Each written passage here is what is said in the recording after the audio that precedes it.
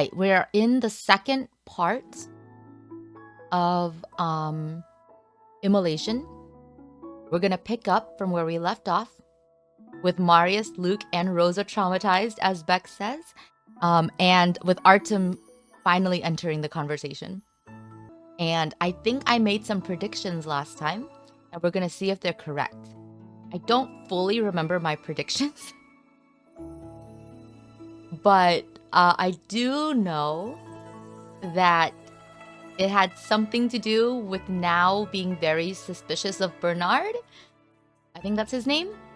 So I do think that I think he's guilty, but I don't fully remember my prediction. I think it was something like, oh, he found out the guy gave his family drugs, maybe. And so this is his way of enacting revenge. But someone probably led him to believe that. So maybe he was manipulated into doing it. I don't remember if I said that part in my video or if I was like waiting for today to say it. And my memory's a bit hazy. Yes, Remus is also someone that I think might have coerced Bernard into doing. Gerard, thank you. Not Bernard. Gerald? Oh, maybe. I like the kid, but doesn't mean that somebody couldn't have tricked him into doing something bad, you know? We've had that storyline before. No, I don't think I'm too far. Oh, maybe I am. Never mind. Oh, this is a hotel suite. Okay, I was too far. Thank you, thank you. I was too far. I was too far. 2 chapters too far? No. 1 chapter. This is right, because last we left, Marius had called Rosa, and Rosa was going to the hotel to see Gerard. So I think this is right. The serious expression instantly disappears from Marius's face the moment the call disconnects.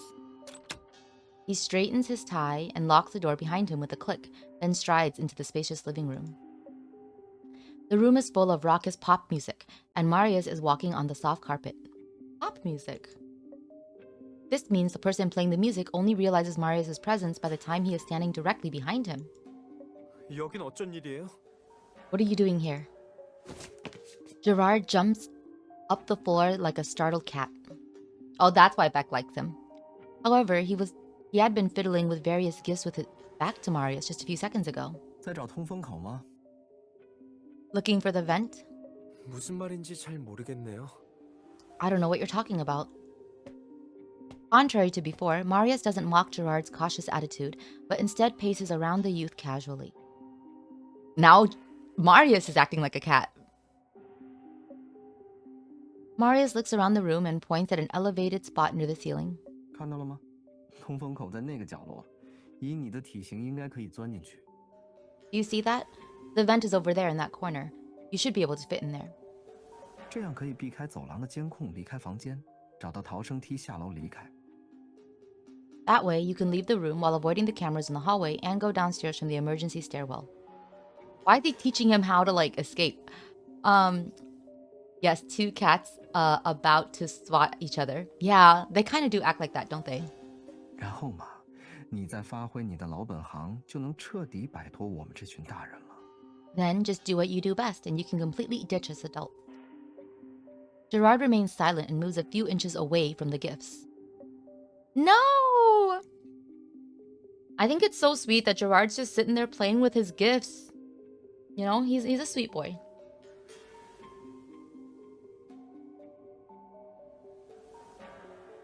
There's a reason you like Marius even though he's a lying liar. 别这么看我，我只是恰好把你的想法说出来了而已。 Don't look at me like that. I just happened to say what you were thinking out loud.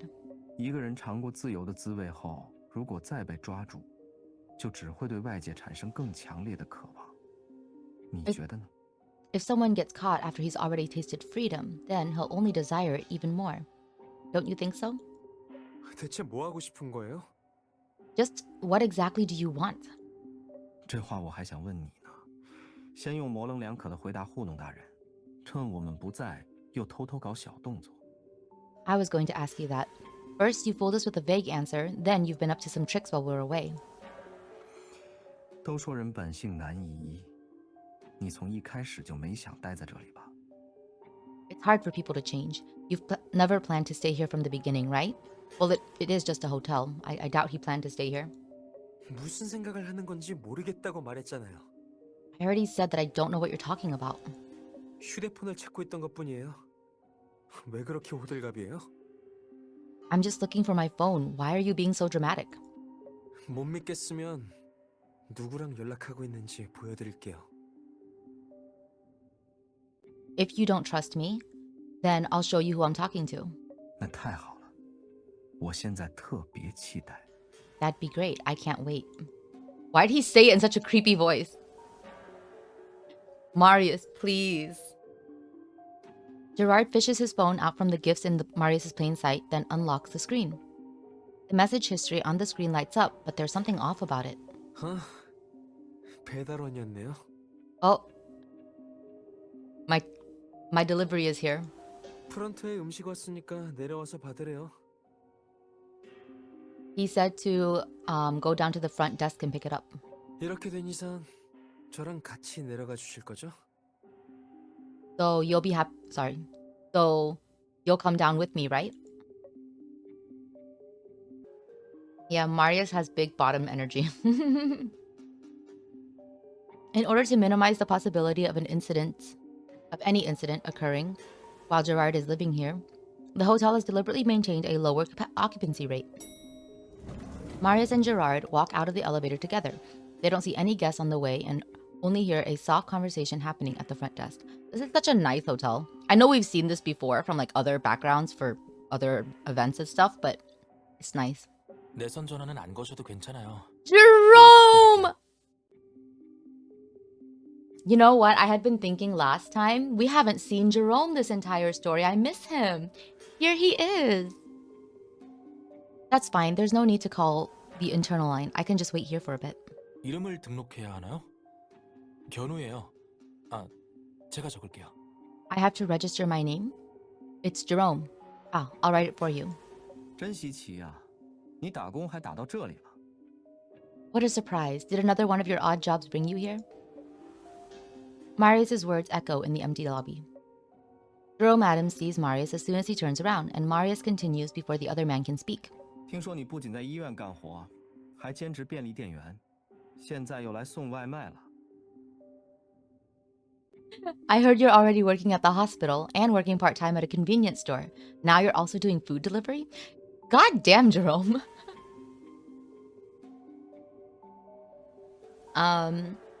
He tried. Oh, I read that. You got so scared when he showed up. Why are the majority of guys look alike? I think it's probably just the anime style, right? Jerome is all about the hustle. Yeah, Jerome is hustling something. Jerome is our suspicious bad guy. There are memos stuck to the plastic bags next to Adam's hand, and the bold words, super spicy, are particularly attention-grabbing. Adams follows Marius's gaze and looks at the bags as well. He sighs after the initial shock passes. Wow, Kathy could not eat that. It's spicy. 설마 전설의 아르바이트맨 같은 이런 이미지로 굳어진 건가요? Don't tell me. Have I cultivated some type of part-time specialist image in your eyes? 不然呢？ What else did you expect? 뭔가 오해가 있는 것 같네요. I think there's a misunderstanding. 제가 여기저기서 아르바이트 중이라고 생각하지 말아주실래요? 금전적으로 여유롭진 않지만 매일 아르바이트 할 정도는 아니거든요. Please don't assume that I'm just a part-timer everywhere. I may not be financially independent, but I'm not doing so badly that I'm doing part-time jobs every day. God damn. I wouldn't eat anything Jerome gives me. Yeah. 누군가를 만나러 온 것뿐이에요. I'm just here to meet someone. 유신우 씨 빼고. 이쪽이 태양이 맞지? Well, without Mr. Von Hagen, you must be Gerard Boone, right? As Marius stares at him, Adams can only wave gently at Gerard. His words are as sincere as a doctor speaking to his inpatients in a routine morning checkup. His professional attitude and smile are both on point. 병원을 대표해서 병문안 왔어. 병원에 계신 어머니 친구분들 기억해? I'm here on behalf of the hospital. Do you remember your mother's fellow patient? Oh dear.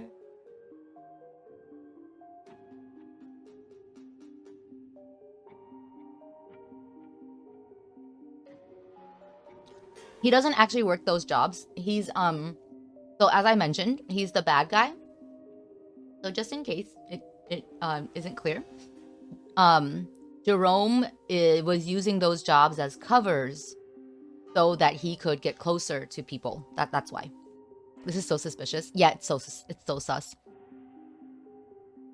Gerard stares at Adam's smiling face and opens his mouth as if he wants to ask something.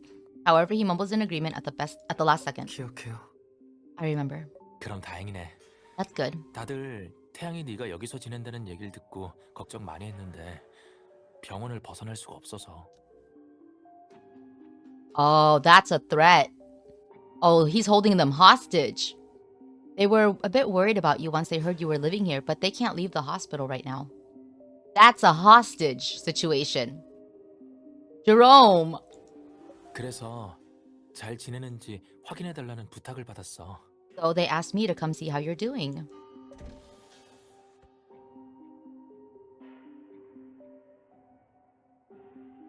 The hospital sent me and I just happened to be working Uber Eats tonight. I think he's trying to steal your info. Yeah. Well, we're not in this scene. You can fix him? No, I do not want to fix him. My favorite Otome characters are usually the ones that don't need any fixing. Right? Like, I like Artem, and he is sane and stable. If I was a I can fix him type of person, I would be like, I would be a Vin girly, and I am not. The main door suddenly opened before he finishes speaking. I will make him worse. That's probably true. Marius, what's going on? There she is, our MC Rosa. We love Rosa. Jerome Adams? 이런 상황에서 말하면 좀 이상해 보일 수도 있는데 If you say it like that in this kind of situation, I look a little strange. 어떤 의미에서 보면 우린 꽤 인연이 있는 것 같아요, 변호사님. Oh, never mind. I misread what he said. 이런 상황에서 말하면 좀 이상해 보일 수도 있는데 Okay. He didn't mean her. He meant himself. If I say this in this moment, it'll sound strange, but we do seem to be running into each other a lot. Rosa stares at three people standing at a respectable distance away from each other in the lobby. She got here because of Marius' call, but she didn't expect this surprise guest. Marius is still looking between her, Adams, and Gerard, then suddenly smiles as if he understands something. 就是要热闹一点才好。 The more the merrier, right? 刚好也快到饭点了，简先生要是不介意，不如一起留下来陪余良吃个饭。 It's almost dinner time, Mr. Adams. If you don't mind, would you like to have dinner with us and Gerard? 괜찮아요. 잠깐 얼굴만 보고 바로 가려고 했거든요. I'm alright. I just intended to see his face, and then leave. Okay. 哦，对了，我请客，所以不花钱。 Oh, it would be my treat, by the way. He adds as if he suddenly recalls a very vital and irresistible detail. Is the detail that, Jerome is not financially independent and is hungry? He's so good at being casually threatening. Yeah. He walked in on 2 cats and a tiger. Only one table in this restaurant is full. She sits next to Marius and faces Gerard. As for the seat diagonal to her right, Adams is smiling at her gently, and he hasn't changed his expression since he walked into the room. He claims he's here to check up on Gerard on behalf of other people. I think he just wanted to visit himself. As she can't discern his intentions right now, she turns to Gerard first, who is wearing an upset expression. He seems to be strongly against the person sitting next to him, who was forcibly placed there thanks to Marius' seating arrangements. Yeah, I think Marius did that on purpose.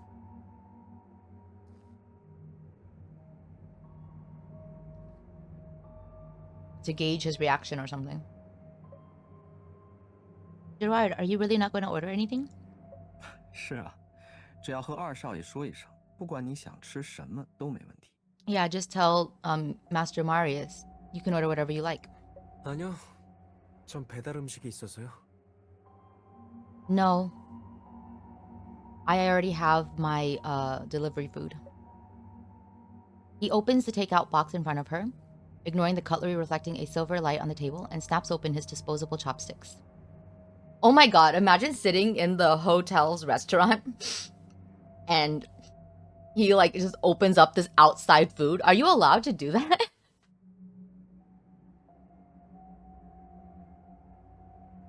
I don't really go to fancy hotels often, so I have no idea. 我说你光吃这些真的有营养吗？ Hey, is that actually nutritious? 而且对这种来路不明的食物，总觉得没法完全放心啊。I really can't trust these foods. You never know where they come from. Yeah, I'm not sure you should eat anything that Jerome gives you. 对了，你知道吗？你对面这位律师姐姐以前还处理过一起食物中毒的案子。 By the way, did you know that the attorney sitting here once worked a food poisoning case before? Instead of indulging in jokes like Marius, she grabs his wrist under the table and shakes her head softly. It's safer to say less in this abrupt meal shared with them. Adams has his head lowered and is trying to figure out how to use the row of knives and forks in front of him, almost making her easily forget why he has come here.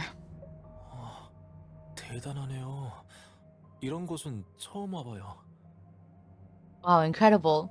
This is my first time in a place like this. I hate that Jerome is so cute and they dress him so fashionably and he's not even one of our love interests. He's mentioning food poison like a pointed attack. Exactly, yeah, he's definitely trying to warn Gerard, but... 참, 요리는 주문했나요? 메뉴판을 못 본 것 같은데요. Wait, did we order? I haven't even seen the menu yet. 这地方只供应套餐，我已经和厨房打过招呼了。 This place only serves set meals. I already told the kitchen what we want. Yeah, he's so 그렇군요. scary. 그럼 잠시 기다려야 할 것 같네요. He's scary in that like I'm just a casual, I'm just a dude kind of way, and we're like, no, you're not, right? I see. And then I guess we'll have to wait. Contrary to the little bit that Adams mentioned, the time between each course is so long that it's almost driving Rosa to despair. Adams, however, seems to have quickly adapted to the pace. As she waits for the appetizers, he turns to the boy next to him, whose face has been stern this whole time. 태양아, 정말 배달 음식만 먹어도 괜찮겠어? Gerard, is it really okay to only eat the delivery food? 기름지고 염분이 많은 음식을 장기간 섭취하면 몸에 돌이킬 수 없는 영향을 미칠 수도 있어. 병이라도 생기면 큰일이야. Your body may get irreversibly damaged if you eat only really oily and salty foods for long periods of time. It'll be a big problem if you get sick. 제가 나름 건강하거든요. I'm very healthy. 병에 걸려도 버텨낼 수 있어요.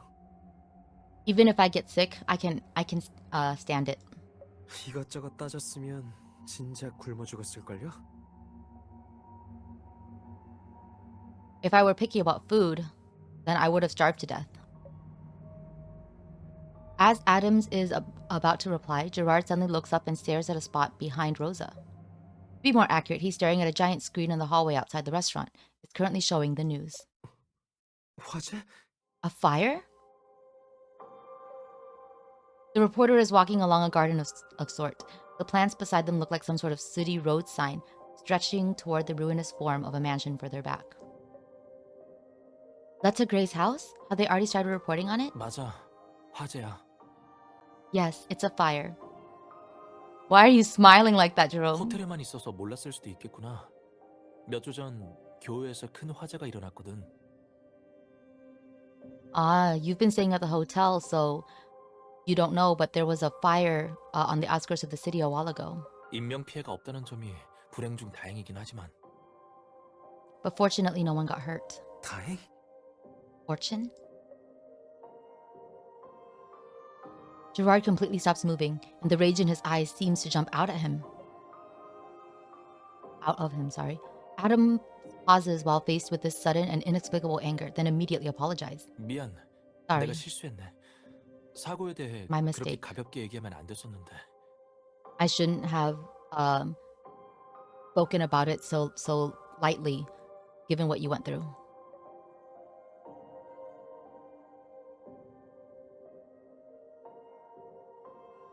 Mian. I love that you pick up on all the Mians now. 저건 회화나무인가요? Yeah, it's not as sincere of a Mian as Odoron's. Is that a pagoda tree?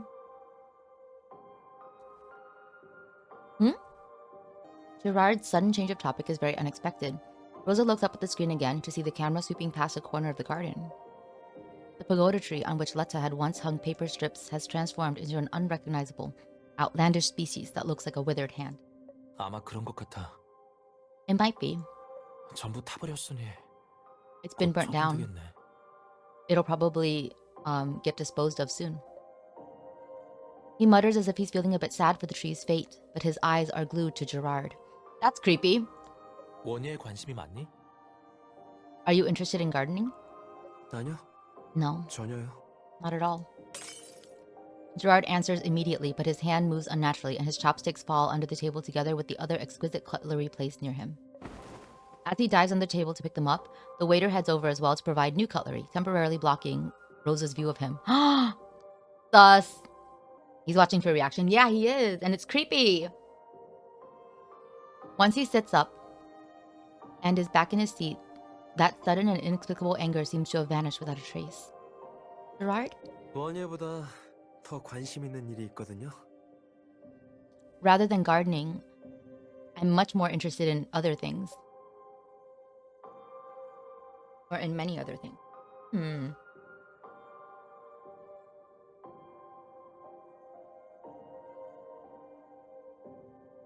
Gerard takes a few large bites of his takeout. His motions seem exaggerated, and he stains the corner of his mouth with a few drops of the dark sauce. What do you think he's eating, guys? So let's see. We have a dark sauce. We have chopsticks. My bet is maybe black bean noodles. Or maybe some type of spicy chow mein.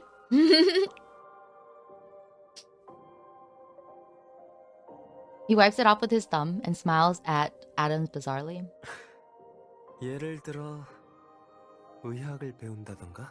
For example, learning to become a doctor. Becoming a doctor? I think he's eating spicy death. Taffy could never.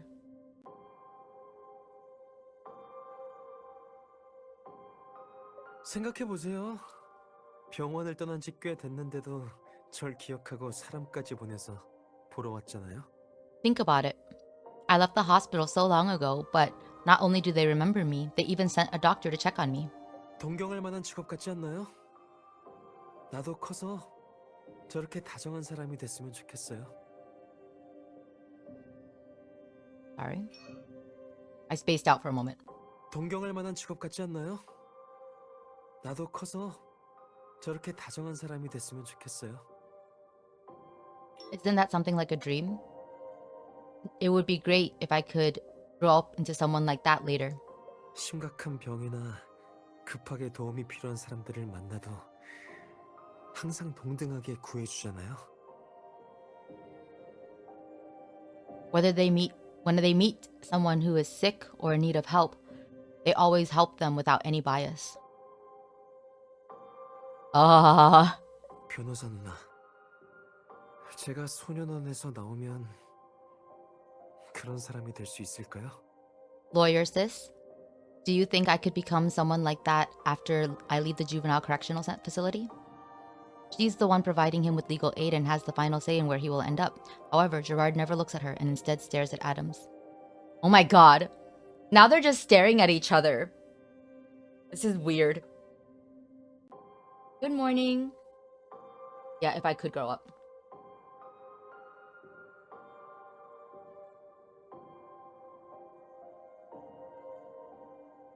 She's the one providing him with legal aid. Oh, I read that. Hi, Mizu. We're doing the second half of Immolation. Gerard has repeatedly shown this gloomy and obsessive expression ever since she rediscovered him, and today it's more obvious than ever. 전 그렇게 이타적인 사람들이 꼭 For me, such selfless people are just... Oh no. The food poisoning has kicked in. Gerard's hand flies to his mouth. His throat seems to gurgle, but only gives out a broken sound after his repeated efforts.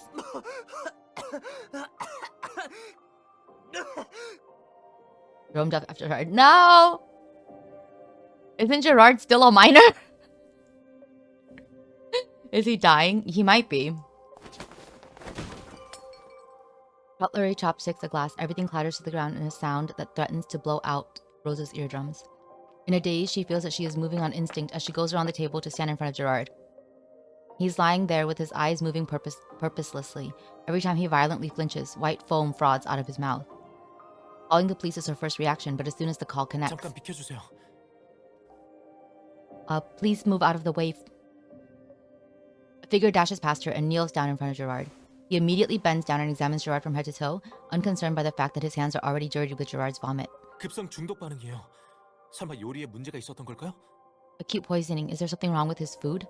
You brought the food, dude! You brought the food, Jerome! 호텔에 구급 상자가 있을 텐데 어딨죠? All restaurants have a first aid kit. Where is it? He has completely discarded the demure mannerisms he had while dining and is talking rapidly as he looks up at Rosa and Marius. So I feel like that means Jerome's not acting. Jerome is genuinely trying to save him. Did Gerard try to kill himself? Okay, so sorry. We're doing conversation analysis now, which is fun. I love talking about the conversation. So earlier we have like because I thought it was interesting that Gerard had a line where he says they help those who are sick without any bias, and pointedly stared at Jerome as he said that, right? And then here he asked, 변호사 누나, 제가 소년원에서 나오면 그런 사람이 될 수 있을까요? in Korean, it could be either way. Like, so, but I know that in English, they make a distinction if I could become someone like that.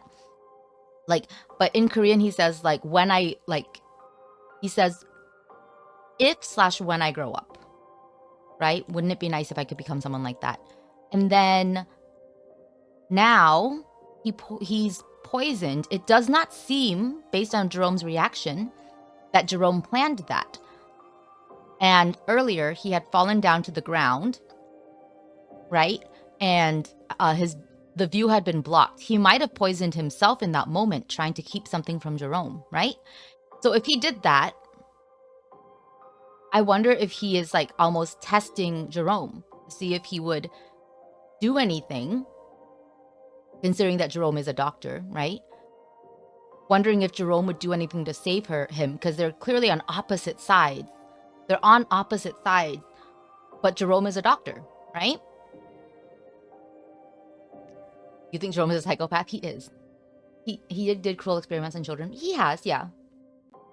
Yeah, I think Gerard has set up Jerome as well, because the food was delivered by Jerome, but because of that suspicious part when he went down under the table and you know, the view was blocked, right? I think he poisoned himself. So, very interesting. And I wonder what end, you know? To send Jerome to prison, or to have them investigate Jerome to figure out what's going on with the patients that he's apparently kind of in a way holding hostage. Gerard is a smart kid. We know that, right? Like everyone, I think from what we know in the story so far, Gerard is a smart kid. He's not gonna just be played by the adults around him, especially when he's so suspicious of all of them. Marius' attention, meanwhile, has immediately snapped to Gerard's takeout. After all, Adams was just standing mere inches from the food at the hotel reception, where Gerard got his hands on it. 酒店的急救人员很快就会赶到。我觉得现在最好的情况是你放开他，让专业人士来。Wait. The hotel's first aid staff will be here in a second. I believe the best thing you can do right now is leave him alone and let the professionals handle it. Marius, Jerome is a professional as well, and a professional doctor. I get what he's trying to do, but I'm also like,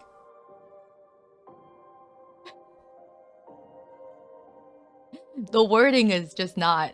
그럴 여유가 없어요. 응급처치부터 해야 해요. Oh, okay. We don't have that type of free time. We have to treat him immediately. 我说了放开他，我们还没排除你的嫌疑，监狱。 I said, leave him alone. You're still under suspicion, Adams. That was good. That was a well-delivered line. Marius actually sounds threatening there. 혐의? 그게 무슨 뜻이죠? Suspicion? What do you mean by that? 제가 태양이를 해치기라도 했다는 건가요? Are you saying that I hurt him? 我想你应该比我们更清楚这个问题的答案。 I think you know the answer to that question better than us. Adams looks like he can't believe what he's hearing. Seeing that he can't convince Marius, he turns to Rosa. 당신들은 이런 상황에서 사람을 구하는 것보다 제가 범인인지 아닌지부터 판단하는 게 먼저인가요? Looking at the situation, are you seriously wondering if I'm the criminal or the one trying to save him? 저기요? 들리세요? 여보세요? 여보세요? Hello? Are you still there? Can you hear me? Hello? Hello? 방금 위치가 화인 호텔이라고 하셨죠? You're saying you're at Pax 급성 중독 Hotel 반응을 일으킨 환자가 있다고요? and there's a patient who's showing symptoms of acute poisoning. The phone call to the police that just connected is booming in her ears alongside the sound of Adam's questions. As she looks at Gerard, she makes a snap decision and kneels down next to him. She places the phone on the carpet next to her, and Adams leans down to explain the situation to the operator. In the meantime, Adam's hands don't stay still. Gerard is twitching as if something is stuck in his throat and he can't get it out no matter what. 여길 잡고 있어요. Grab onto here. After she does as he asks, Adam carefully turns Gerard's body and makes the boy lay on his side. 토사물이 기도를 막지 않게 환자를 옆으로 눕히는 게 제가 할 수 있는 유일한 응급처치예요. This is the only emergency management I can do. He should lean sideways so his vomit isn't sucked back into his lungs. Gerard vomits again. He seems to be a bit more aware and instinctively grabs the person closest to him. Adams lets his coat get wrinkled and soiled as he keeps leaning down to talk to Gerard. 계속 나 보고 있어. 잠들면 안 돼? 할 수 있지? Keep looking at me. You can't fall asleep. Can you do that? 나뿐만 아니라 변호사 누나도 너랑 같이 있어 줄 거야.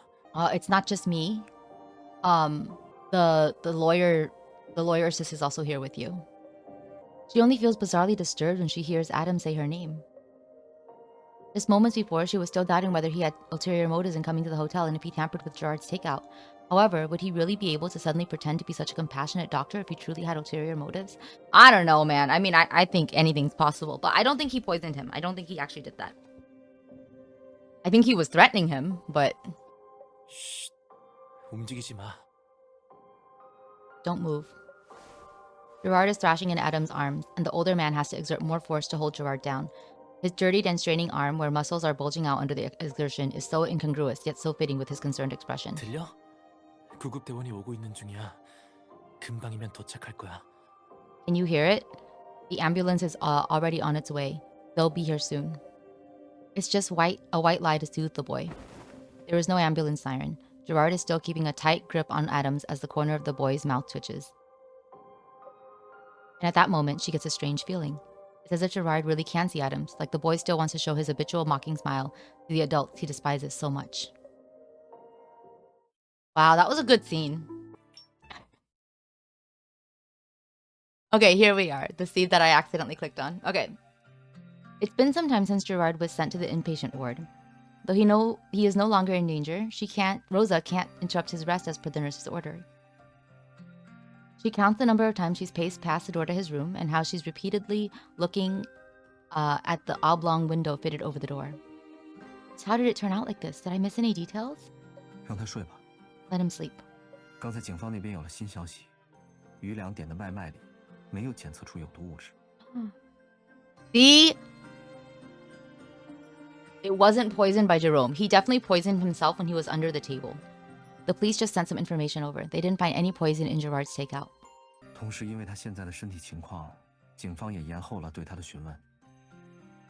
Also, because of this condition, the police are delaying their questioning. 他们应该也很关心，为什么余良会在这种关键时刻发生意外。 They must also be concerned as to why Gerard had an accident at this key moment. So everyone is waiting for the hospital to share how Gerard was poisoned. Yeah, man. Gotta investigate that shit. After she thinks for a bit, she suddenly recalls something. Where's Adams? He should have arrived at the hospital with us. 大概去换衣服了，毕竟被余良吐了一身。 He probably went to change. Gerard threw up all over him after all. The fact that Jerome really, I don't know, like, it's so interesting because we know Jerome is super sus, but the way he acts is always like so incongruently kind, right? And unbothered. It just makes him very like likable, even while you're kind of like, even while as he edges closer, you grip onto your knife tighter, you know? He's very interesting. He's very well written. In being able to display that type of like mystery, you know? You can see that you might need to headset this before you go to breakfast, be lurking. Okay. Yeah, you probably want to put in earphones for this. 怎么了？总感觉你最近特别关注他。 He's the nicest mad scientist ever. Yeah! What's wrong? Feels like you've been paying a lot of attention to him these days. I'm just thinking, is the Adams we know the true Jerome Adams? As someone suspected of having abducted Gerard, he comes to look for the boy with a purpose he never explained, then proceeds to save him. It's possible that he's showing more care for Gerard to discredit her suspicions, but would anyone really pretend to be so concerned? However, no matter how much she thinks about him, her thoughts remain conjectures. She shakes her head and forces herself to look away from Gerard's room. Yeah, exactly. Like he's just really hard to figure out. And I do think that is his strength. He obviously wouldn't want to be easy to figure out, right? He holds more cards when we don't know what his intentions are. Yeah, he'd play the long con. Yeah. Let's not talk about him. It's getting late. Let's go back to the hotel first. I think Gerard is going to be staying in the hospital for a while. I want to use this time to get his personal belongings transported here. Gerard's room remains how it was when he left it. As he didn't bring any luggage with him when he turned himself in, this room is more like a repository of the gifts he received. She sifts through the gifts on the floor and doesn't find anything of note. No clues at all. Marius doesn't immediately head over to look for clues with her when he enters the room. Instead, he walks steadily towards the floor-length window. It's as if he's looking down from a room that is no more than a floating iron prison. The astronomical distance between here and the ground makes the streets and buildings below lose their human touch. No matter what happens in the city, she'd never hear or see it as long as she remained in this room. 其实，我一直有疑问。 There's something I've always wondered. 假设现在你面前有两个人，一个生下来就拥有一切，另一个人光是活下来就是胜利了。 Oh, interesting. If there are two people in front of you and one was born with everything they'd ever want and the other is fighting just to stay alive, 如果让他们去做同一件事，谁能更快地达成目标？ if both were tasked to achieve something, who do you think would reach that goal faster? What is this question? Marius mutters to himself, seemingly deep in thought. She instinctively feels that the two people he just described are no fictional characters. Well, yeah. Logically, I'd say the one born with everything would get it done faster. I think it's the other way around. Okay, what were your guys' thought when he posed that question? Because I don't know. I know it's a rhetorical question, but I obviously would still want to think of the answer. My answer would be the one who has to struggle more, because they would probably work faster. Work harder, to achieve that goal. The desperate poor boy gets it done faster. Yeah, like that's kind of my thinking as well, right? Because when you're desperate, it's like you have nothing to lose, right? So you would rush more maybe, or you'd be just more desperate to get it done. That's my thought. Since they have everything right already, they'd have the capacity to make choices and could afford to make mistakes, so they could do whatever they wanted to. Yeah, but then they might, slow down a bit. 可真的是这样吗？ Is that really true? 我倒是觉得那个一无所有的人已经没什么可以失去的了，反而可以更无所顾忌的行动。Yeah, Marius's answer matches ours, right? I actually think that the one who has nothing also has nothing to lose, so they can do things without any concern. 换个更通俗的说法就是，光脚的不怕穿鞋的。 In other words, the poor and destitute aren't afraid of the rich. He walks up to the sofa piled with Gerard's gifts after he says this and sweeps the empty boxes to the floor. After she's checked every surface and base of the sofa, she then carefully slides her hand into the gap between the seats and the back, carefully searching the space there. The back of her hand suddenly brushes against something hard. After putting in some full effort to dig it out, she finally lifts her hand in surprise. It's a cell phone. Gerard has 2 phones?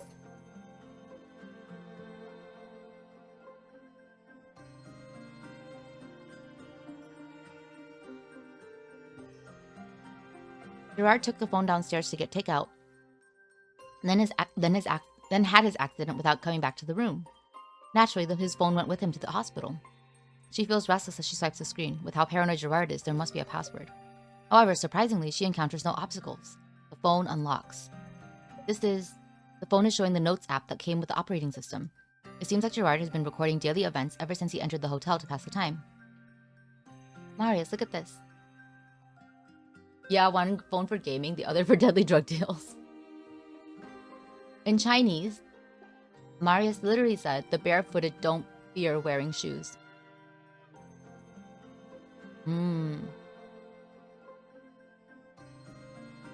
Interesting expression. Say that. Question witnesses. There's a tick next to the sentence. And here, enter the crime scene. Gerard ticked it as well. 基本每一行都是这样，但这应该不是他的日程记录。 Every line is like this, but it doesn't look like his own itinerary. Yeah, it's ours, right? Question witnesses, enter the delivery depot, find the deceased disappeared relative, question the relative. Rather than a record of Gerard's own actions, this is more like a record of hers and Marius' actions. Combined with the red tick added at the end of every sentence, this feels like a terrifying list of tasks. We're the ones being watched. Oh. She says this deduction out loud almost instinctively. However, even though this conclusion leaps out of her mouth, she still can't bring herself to believe one thing. Gerard is recording every step that we've taken, but why? 누나, 궁금한 거 있으면 물어보세요. 여기까지 온 이상 협조할게요. Because he's the one who's been guiding them, right? Okay, revising my theory. Gerard is not responsible for, Remus's death. But I think he has been manipulated by somebody. I think he's carrying these tasks out. He's helped them on purpose for someone else's gain. Maybe that someone was Jerome. Maybe someone else. And that's why he had to make up that story about why he would know certain details, why he would be at that scene. He wasn't really there because he actually knew anyone. I think it's possible he went in to plant the IOU, to give a cover for his story.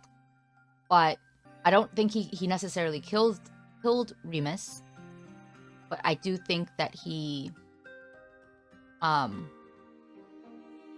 knew that it was happening or was going to happen, and that he would be a part of it, right? Of the plan to reveal what was happening with the drugs. That's interesting. Why though if it was Jerome, why would he want that to be revealed? I guess we'll find out. Maybe it's not Jerome. Maybe someone else is pulling his strings. But I do think he's doing it for someone else. He's been manipulated by some other adult. 이렇게 당근을 주는 거 보니 또 저한테 물어볼 게 있나 보네요. You want to ask me something again, don't you? Otherwise, you wouldn't have brought these bribes here. 오늘 택배 센터에 다녀오셨어요? Did you come from the delivery depot today? How did you know that? 감이죠. 아까부터 묻고 싶은 게 엄청 많은 얼굴이었거든요. I just felt it 그리고 instinctively. 오늘 선물도 가져다 줬잖아요.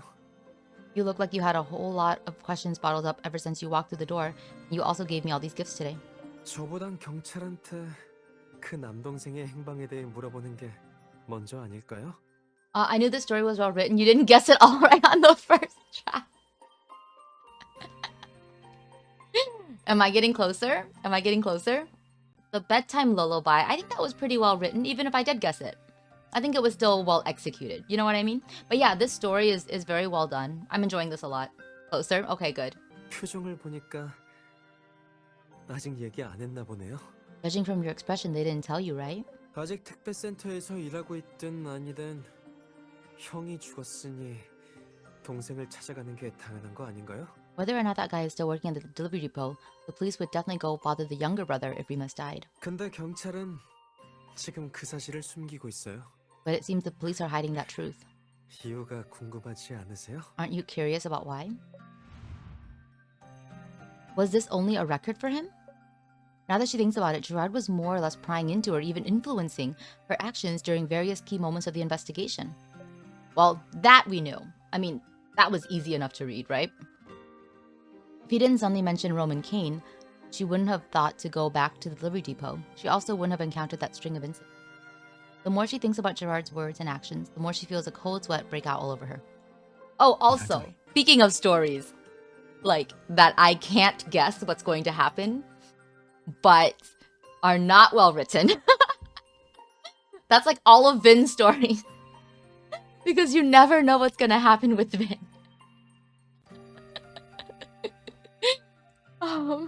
The bizarre checklist continues on as if there's no end to it.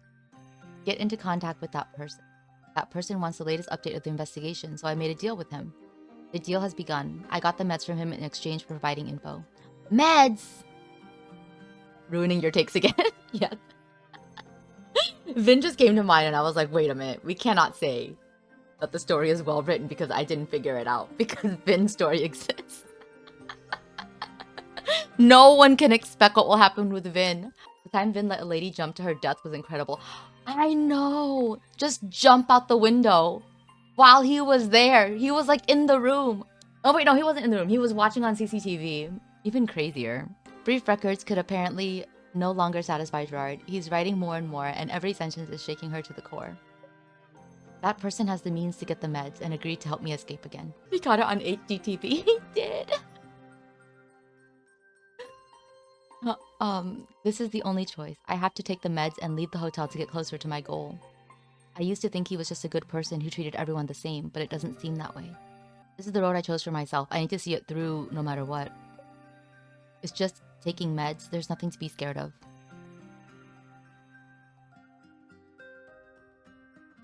That's the poison, right? Stop thinking. You'll just get more and more scared. The final words sound like Gerard is repeatedly bolstering his own courage, as if trying to rid himself of some sort of fear. Maybe the fear of taking poison? Did the person and he refer to the same individual in these notes? It seems strange. 现在还不好判断，不过有一点可以确定， Hard to tell, but one thing is for certain. 看来是他和我们吃饭时主动服下了所谓的药物，所以才毒发送医了。 Seems like he took those so-called meds when we were going to have dinner, and that's how he got poisoned. What meds are they? If he just wanted to find a way to approach someone, was it really necessary to go that far? He scans the word before her in vain before finally settling on the phrase escape again. In fact, there is someone who's currently suspected of helping Gerard escape the juvenile correctional facility and is also in the hospital. Oh. Okay.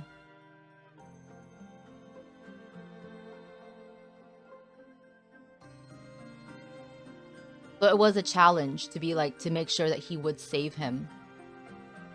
Maybe that really was the plan. To get him out of the hotel, they'd have to take him to the hospital.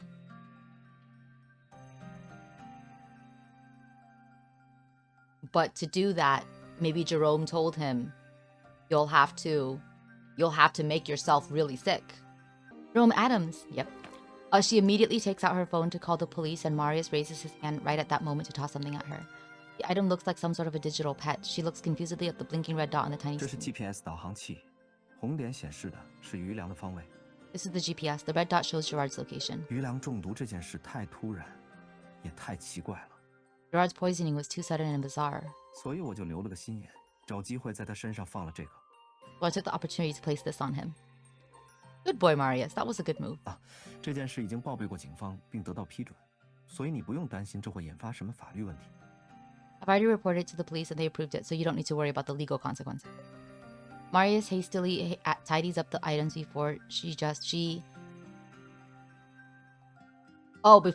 Sorry. Oh my god. Marius hastily tidies up the items before her and gestures for her to leave with him quickly. She is still looking at the GPS, which indicates Gerard remains at the hospital. But the police are keeping a tight eye on Gerard since they want to question him again. How's he going to escape from the hospital? 把他看紧了不让他逃，和故意放点水看他会往哪里跑是两回事。 There's keeping an eye on him so he doesn't run away, and there's deliberately leaving holes to see where he runs. I planted a Neopet. 警方也同意定位余粮，在医院故意放松警戒，尝试引蛇出洞。 The police agreed to put a GPS on him and reduce surveillance at the hospital to try to flush him out.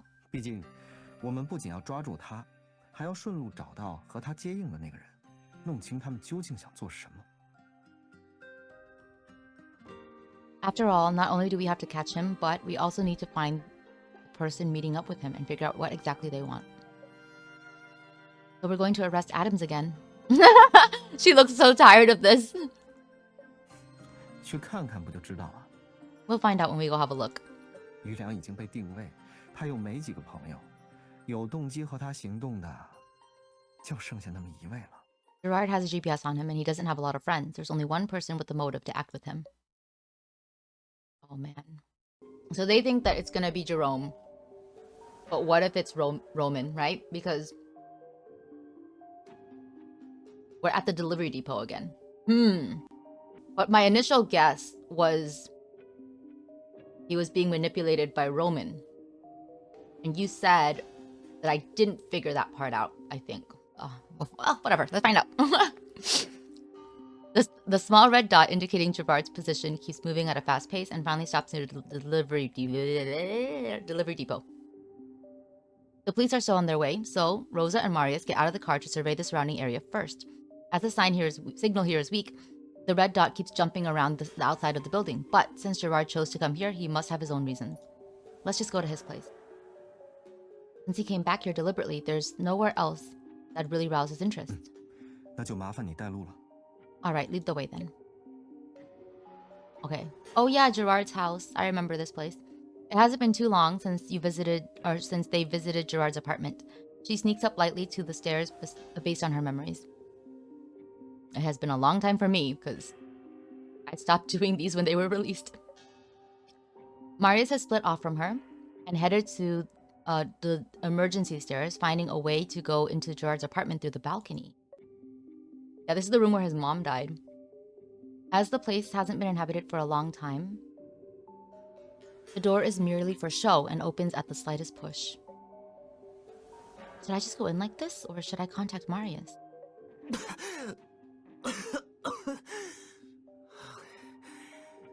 약효가 너무 세서 아직도 좀 괴롭네요.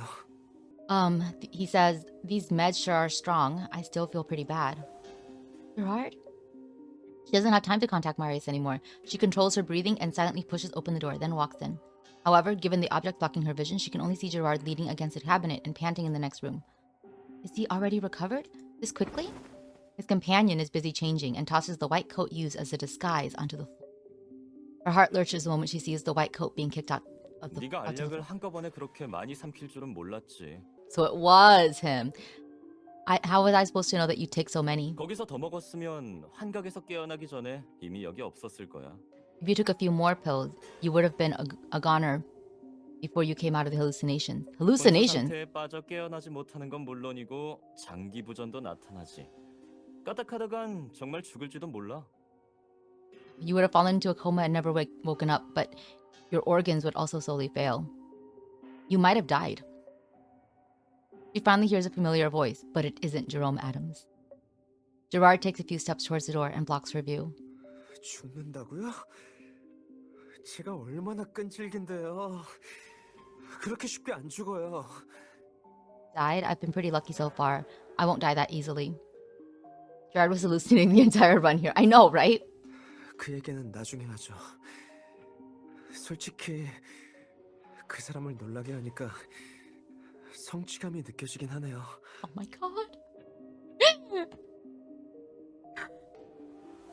Well, why don't we talk about something else? To be honest, I feel pretty good after scaring him that badly. So scaring Jerome, he means. Wow. Yeah, so it really was.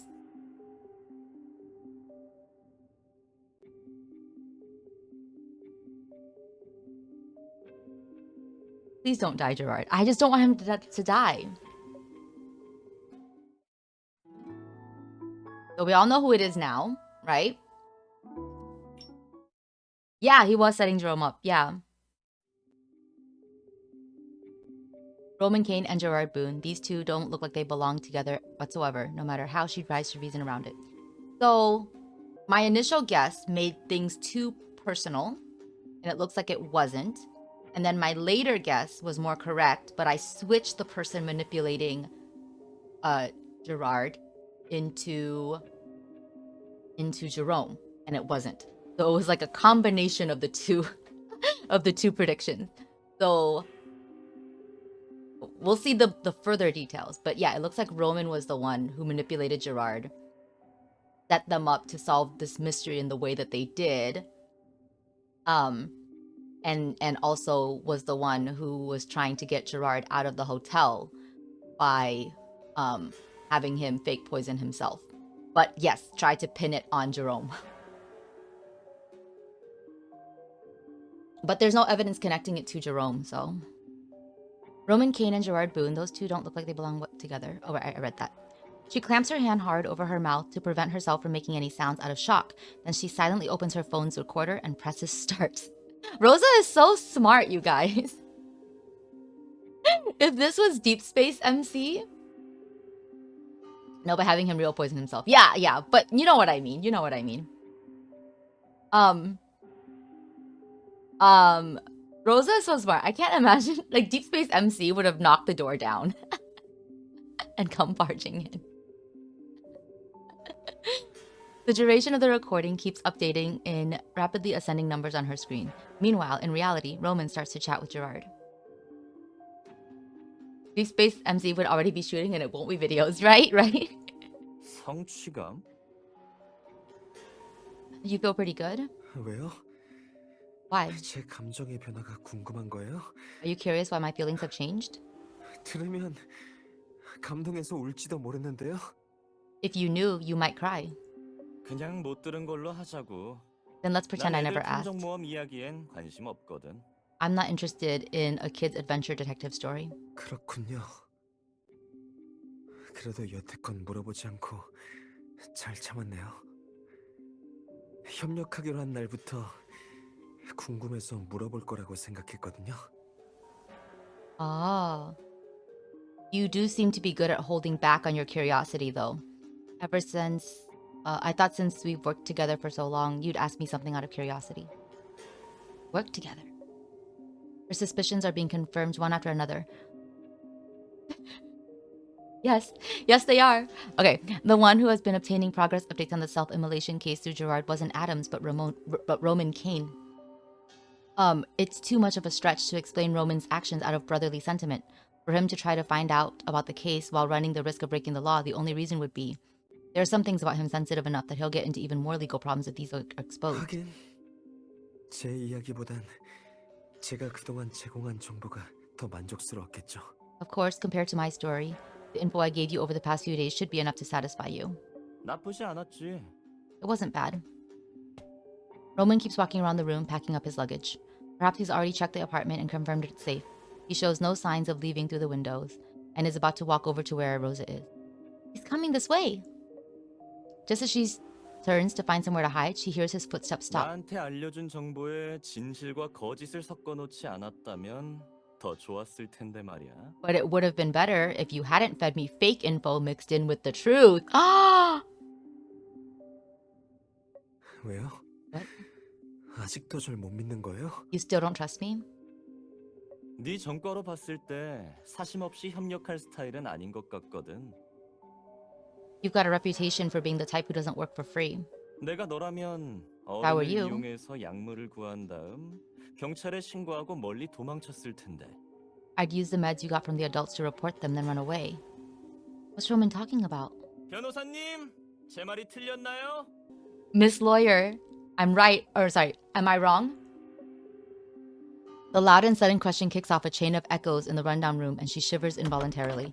Roman violently pulls on the door right in front of her in the next second. The exit isn't far behind her, yet she's unable to turn and run. 우태양, 네가 여기까지 데려온 거지? You led her here, didn't you? Gerard walks slowly towards her, one step at a time, and looks at her. When they lock eyes with each other, she sees that his brows raise slightly, but his expression doesn't change. 무턱대고 저한테 뒤집어 씌우면 곤란하죠. 변호사 누나가 뭔가를 알아내서 쫓아온 걸 수도 있잖아요. Don't blame me for this. Why couldn't isn't it possible that she figured out all of this for herself and found her way here? Is he hinting at the phone he left in his room? Roman snorts and looks her up and down. He then suddenly speaks in a deceptively gentle voice. 변호사님, 전화로 사람을 부르시려는 거죠? Miss Lawyer, you want to call for backup? 당하는 신호가 안 좋아요. 베란다에서 통화해 보시겠어요? The signal in the room is pretty bad. Would you like to try on the balcony? He stands aside and gestures for her to walk deeper into the room, opposite where the exit is. She doesn't move an inch and docilely tucks her phone back into her bag. Nevertheless, the recording function is still on. Rosa is the best. Marius will be here any minute now. I just need to calm Roman down. Thanks for letting me know. I'm not trying to call anyone, but I do want to confirm something with you. 여기까지 쫓아오셨다면 절 찾는 이유는 제 형과 관련이 있겠네요. Since you found this place, you must be here for the same reason my brother was. 다만 제가 해야 할 말은 이미 다 했어요. 지금 당장 경찰을 부른다 한들 저한테는 아무 일도 일어나지 않을 거예요. But I said it already. Nothing will happen to me, even if you report me to the police this instant. 확실한 증거도 증인도 없는 상황에서 If you don't have any absolute evidence or any witnesses, 제게 수상한 점이 있다고 말씀하신다 해도 본질적으로는 변호사님 단 한 명의 추측에 불과하니까요. then your suspicion regarding me will remain that, just a single person's suspicions. Then how are you going to explain what you just said to Gerard? 아, 제가 태양이한테 약물을 주고 그 대가로 변호사님의 정보를 넘겨받은 일을 말씀하시는 건가요? You mean how I was giving him meds and he was giving me info in return? 하지만 어떤 약물이죠? 마찬가지로 증거가 없으시잖아요. 아니면 언제 나올지 모르는 병원 보고서를 기다리실 건가요? What kind of meds were we talking about? You don't have any evidence of that, or are you still waiting for the report the hospital might never give you? 그리고 Also, Roman slowly turns his head. Gerard remains silent as the grave behind him. 그런 이유로 절 데려가시려는 거라면 여기도 같이 가야 하지 않을까요? If you want to arrest me for that, won't you also have to take him along too? 태양이도 공범이거든요. 아니지. 정확하게 말하면 He's my accomplice, right? To be more accurate, 지금까지의 증거로 봤을 때 경찰은 이미 태양이를 의심하고 있을 거예요.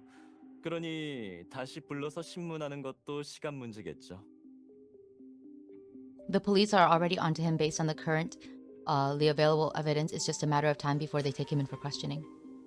That has nothing to do with you. She searches for a way to refute him, but Gerard is staring at her unblinkingly. 진짜예요? Is that true? Oh no. Rosa, do you still have a signal gun? It doesn't work, remember? 저는 갑자기 한꺼번에 찾아와서 같이 밥 먹은 것도 절 안심시켜서 경찰에 넘기려고 한 거였어요? When you all ran over to have dinner with me, were you just keeping me safe so that you could hand me to the police later? That's not true. Gerard moves before she can even finish her sentence. He darts past all obstacles like an agile cat and dashes towards the open balcony. Wait! Oh no, oh no, oh no, guys! Oh no! As his figure is about to disappear behind the rundown railing, something slams into her right shoulder. Roman has pushed her aside. He's finally gotten the opportunity to dash out the door now that Gerard is running away.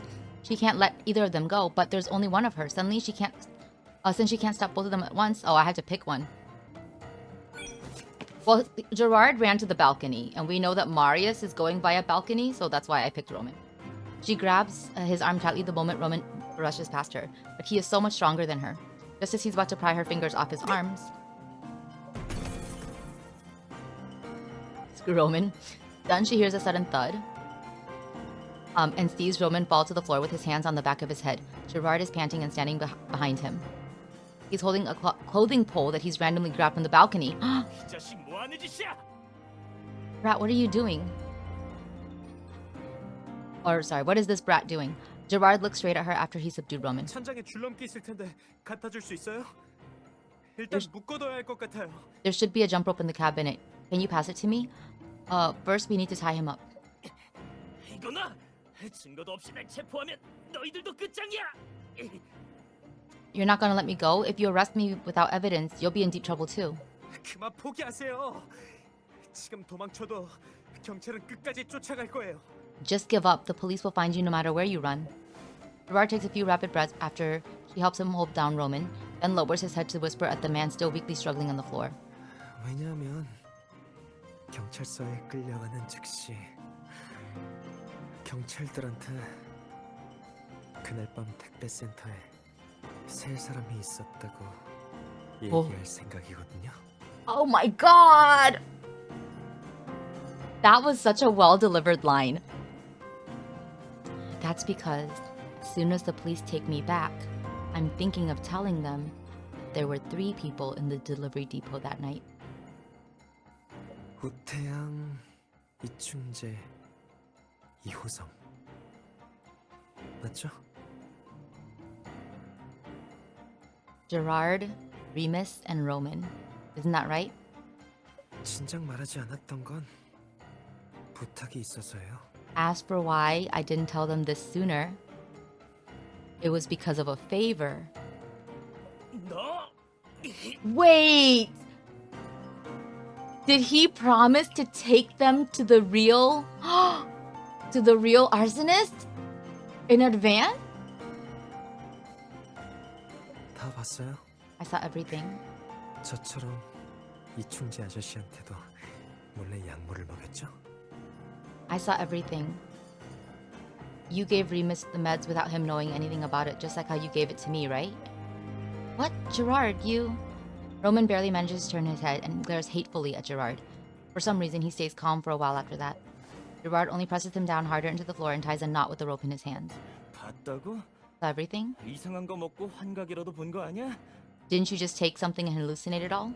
마음대로 생각하세요. You can think whatever you want. 방금 전까지만 해도 내가 널 도와줬는데 배신이 너무 빠른 거 아니야? I was just helping you a minute ago. Isn't this changing sides too quickly? 사실 너한테 준 약물에 대해 말하지 않은 게 있는데 Actually, speaking of the meds I gave you, there's something I haven't told you. Oh no. This befuddling conversation doesn't last too long. Seeing that Gerard doesn't respond, Roman remains silent for a while and looks at the clock on the wall. He then suddenly gives up struggling, as if he has accepted his fate. And Gerard lightly coughs the moment Roman stills. Gerard?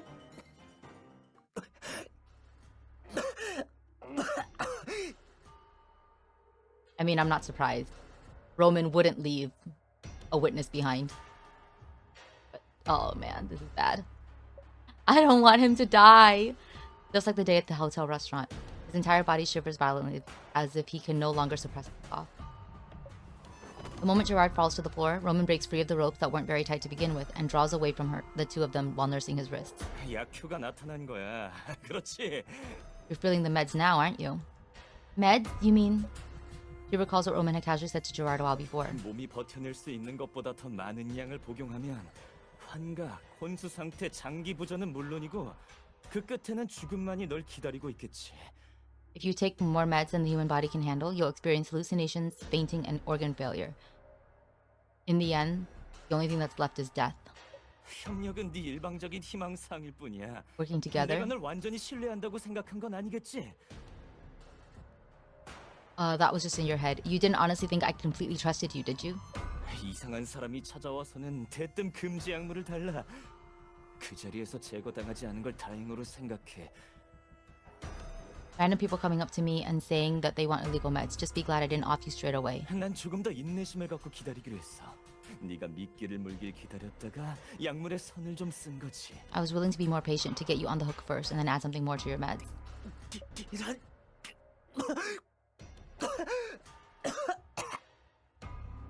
Gerard is an unpredictable variable that Roman never planned to leave alive from the moment the boy found him. Yeah.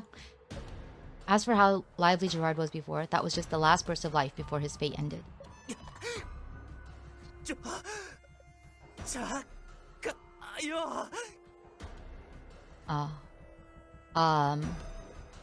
Get him, basically.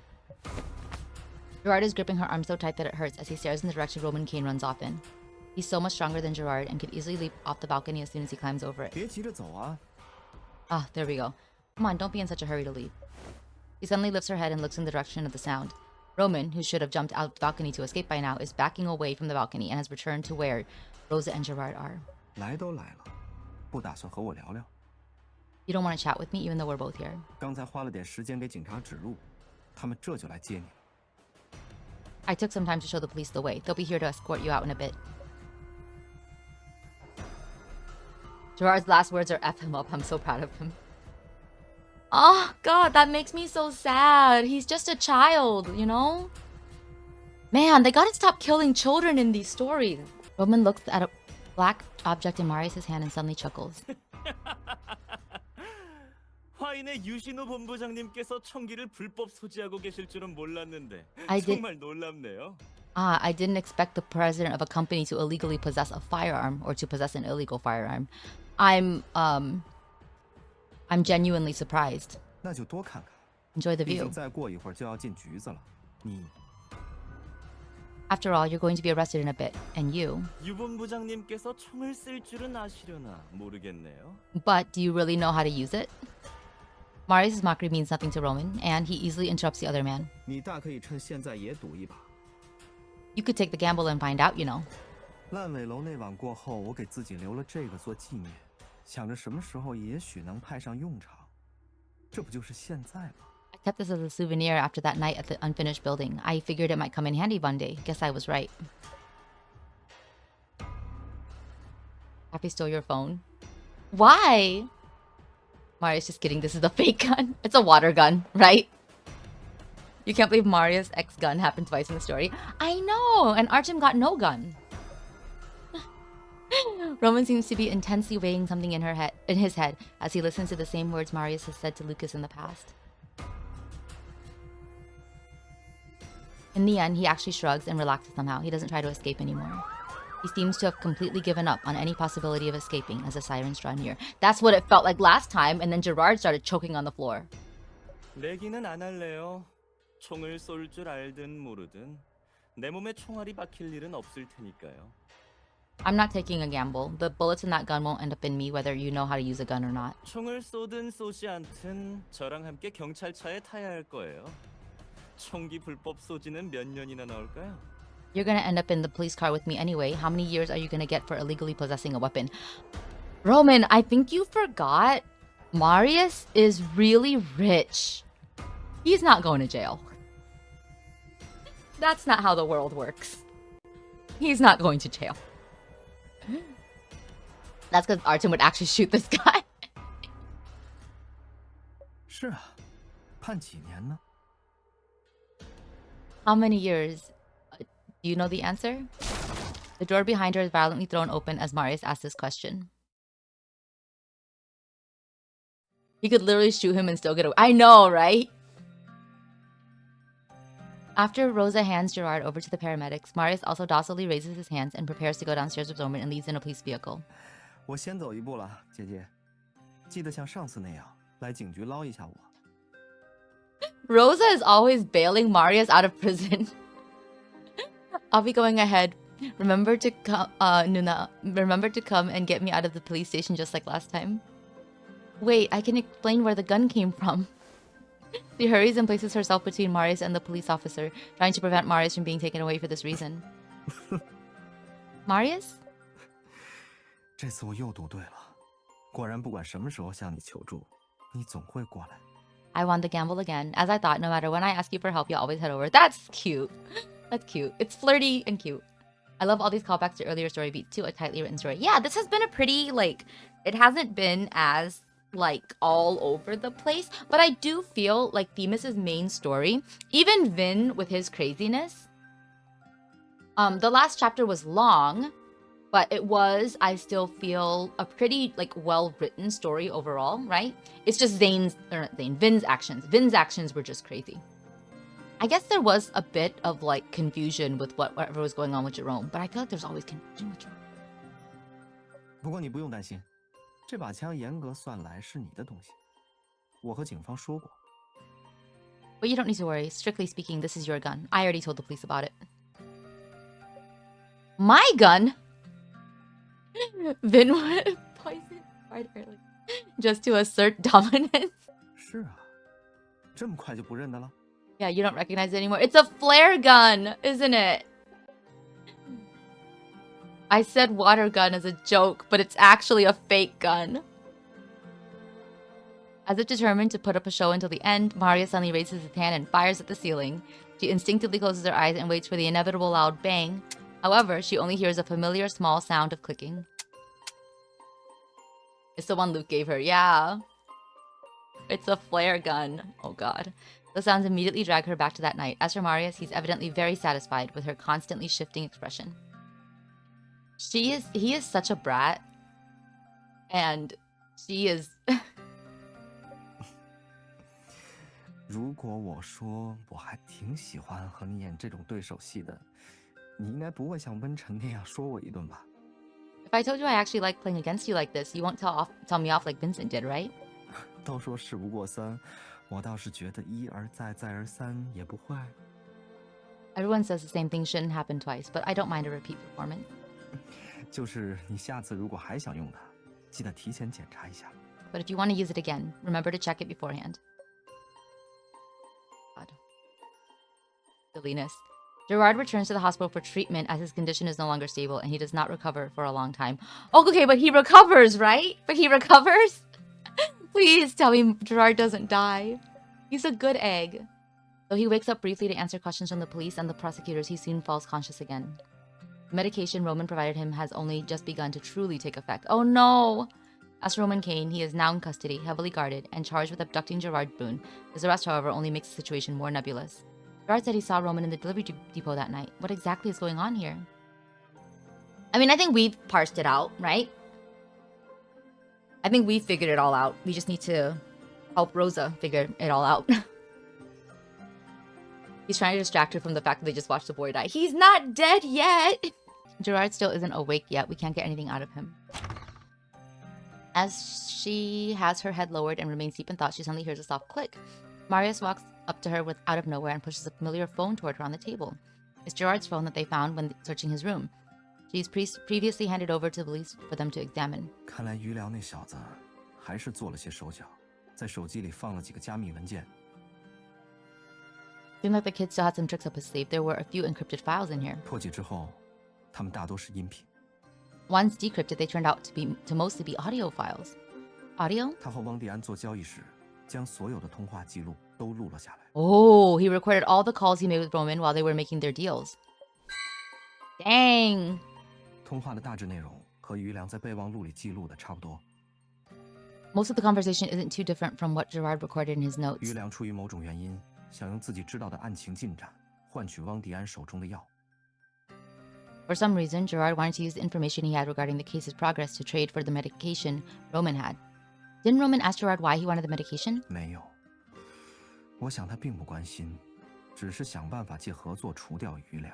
No, I don't imagine he cares. He was just trying to get rid of Gerard under the guise of working together. See? Oh, yeah. Gerard was not letting Roman get away with this. Yeah. Gerard is a smart egg.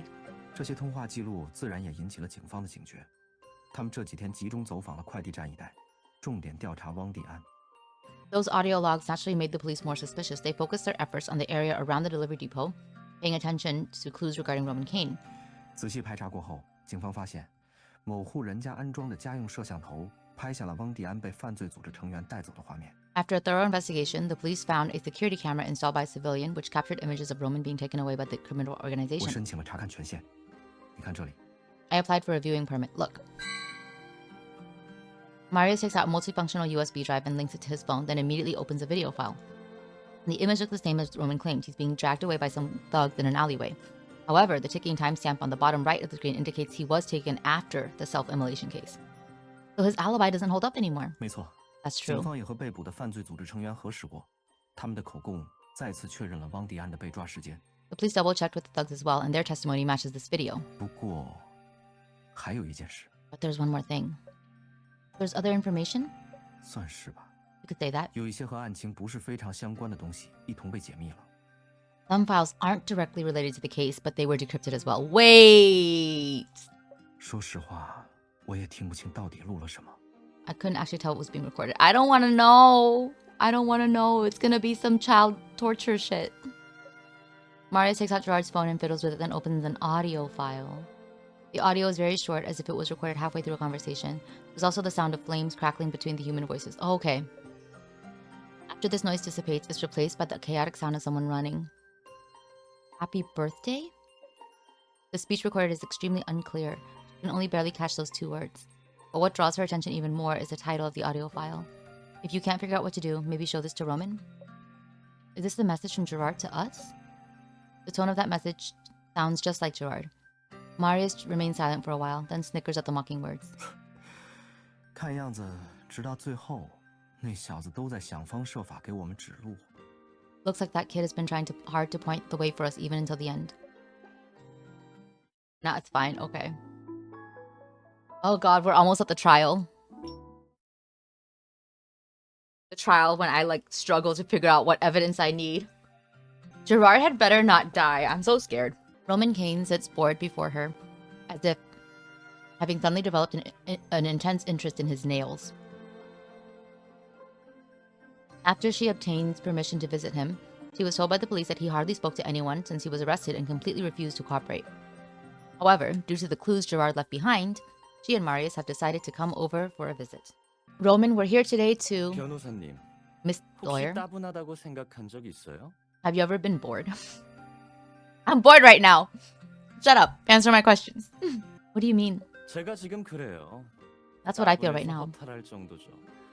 To the point where I 하고 feel 싶은 so 일도 empty. 다 했고 우태양을 상대로 한 계획도 성공했고요. I've done everything I wanted and my plans against Gerard succeeded as well. 이제 남은 건 감옥에서 몇 년 썩는 것뿐이에요. All that's left is to pay my dues for a few short years in prison. A few short years? Bored? Then maybe this will rouse your interest. She glances at the mirror on the wall of the detention center room the moment she presses play on the recording in front of Roman. Though it looked like a decoration, it's in fact a one-way mirror used to monitor this room. 到这儿就分头行动吧。 Now that we're here, let's split up. 如果只有一个人来探视，汪迪安可能会稍微放松警惕，这样就能从他嘴里挖出点什么。 Roman might let his guard down for a bit if only one person comes to visit him. That way, we might be able to get something out of him. 我会在你隔壁房间看着他，至于播放音频的时间，就由你来决定了。 I'll be watching from the room next door. I leave it to you to decide when you want to play the audio.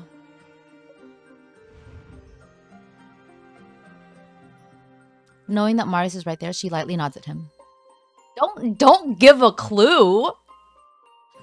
Rosa. You're supposed to act like he's not there.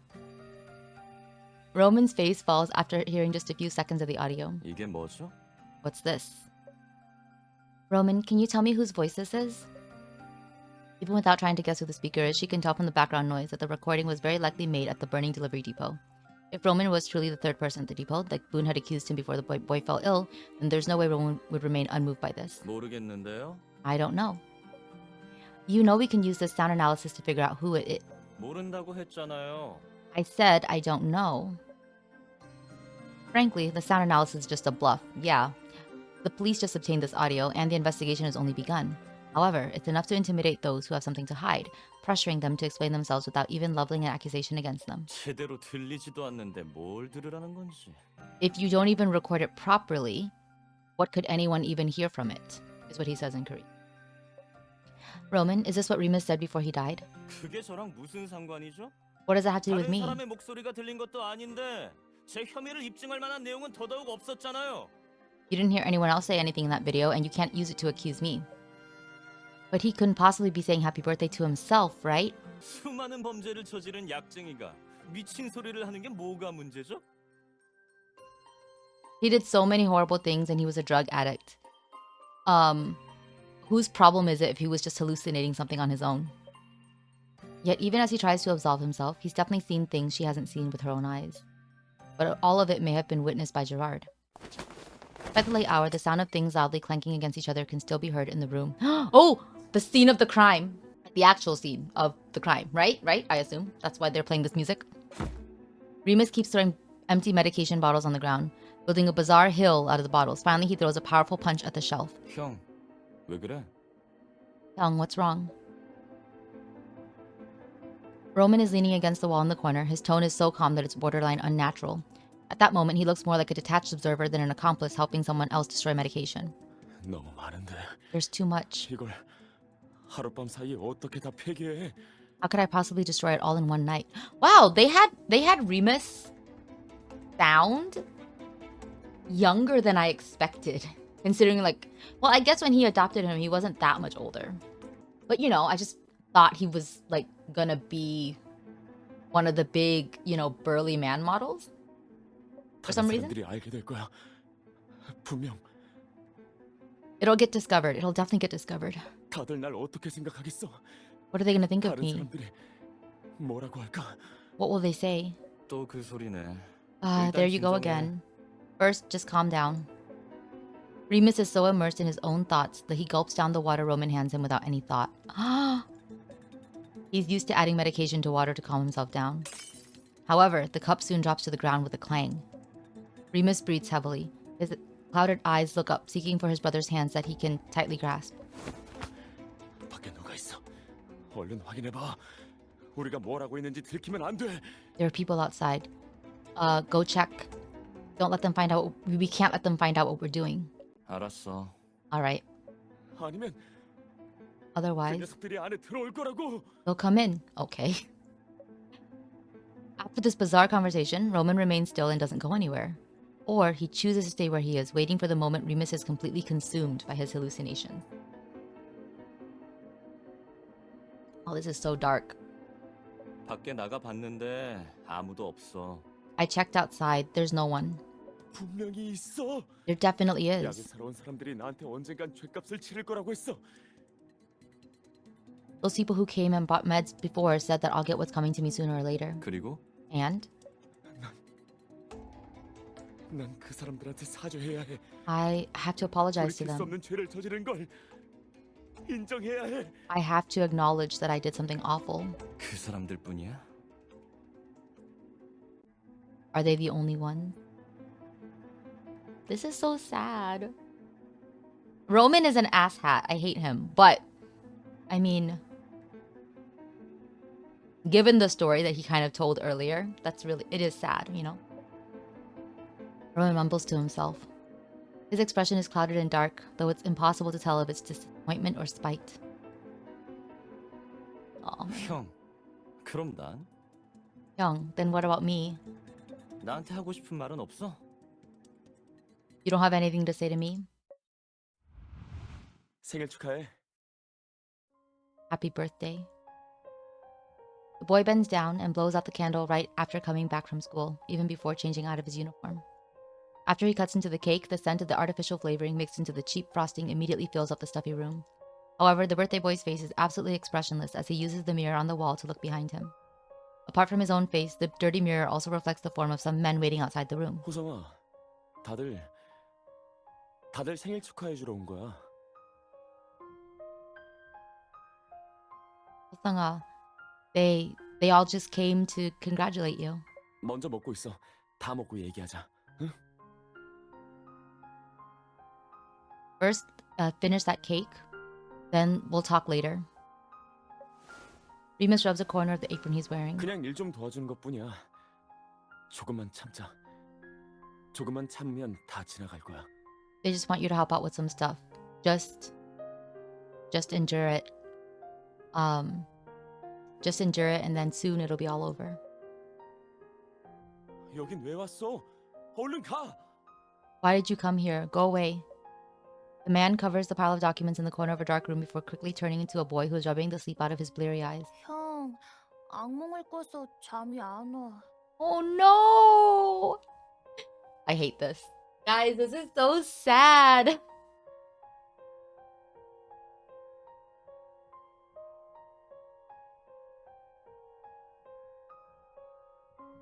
They're making Remus seem nice again too. Worst birthday, yeah. Like Remus obviously mixed up in some very bad stuff, right? But obviously the way that Roman described him earlier was clouded by, well, and we knew that. It was clouded by his own, But like, yeah, he does seem like a very ultimately complex kind of character, right? Good thing you're too sleepy to get hurt again. So only I will be hurt today. Only I will be enduring pain. Bro, I had a nightmare. 아직도 일하는 중이야? Are you still working? 맞아. 조금만 That's 더 right. 참으면 돈이 잔뜩 생길 거야. We just need to endure it for a little longer and then we'll have a ton of money. 그럼 너도 And then you can also. 이충재, 정말 돈을 벌고 싶은 거라면 말이야. 내 생각엔 저 꼬맹이도 일을 도울 수 있을 것 같거든. If you really want money that much, then I think that the little kid here could help. Or could be of some help. The man who has been standing silently in a corner of the room until now finally opens his mouth. 잘 생각해봐. Think about it. 하지만 호성이는 너무 어려요. But Hoseongi is still too young. Also, he was very reluctant. It wasn't like he was just raising him to do this.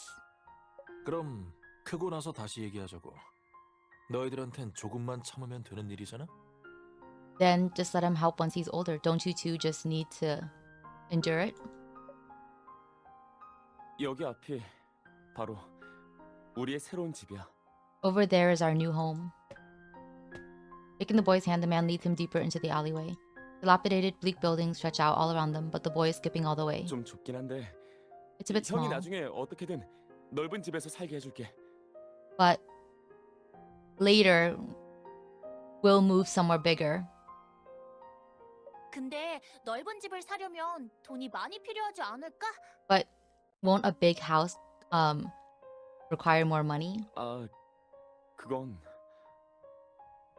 형이 다 방법이 있어.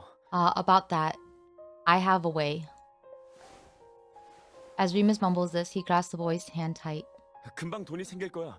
그럼 We'll get lots of money soon, and 더 이상 then 필사적으로 참지 않아도 돼. we won't need to keep enduring. 와, 이 꼬맹이를 어쩌면 좋지? What should we do with this kid?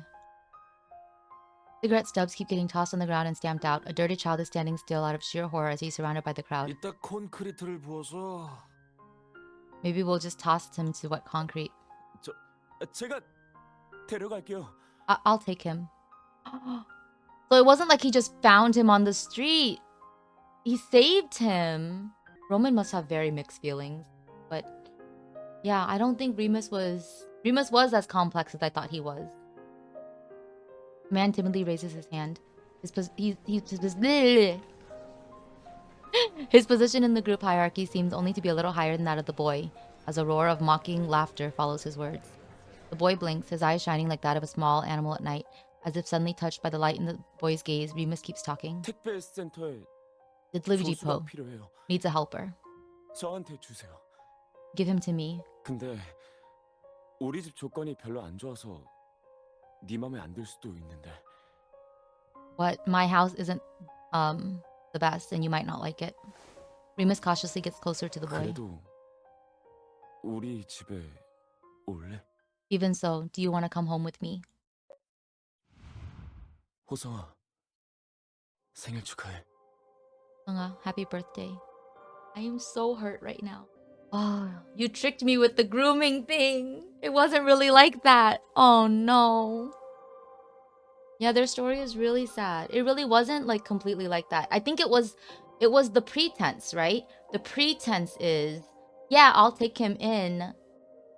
And he wanted to justify it to the criminal organization by acting like that, right? But he was like really trying to, his intention was to save him. And then to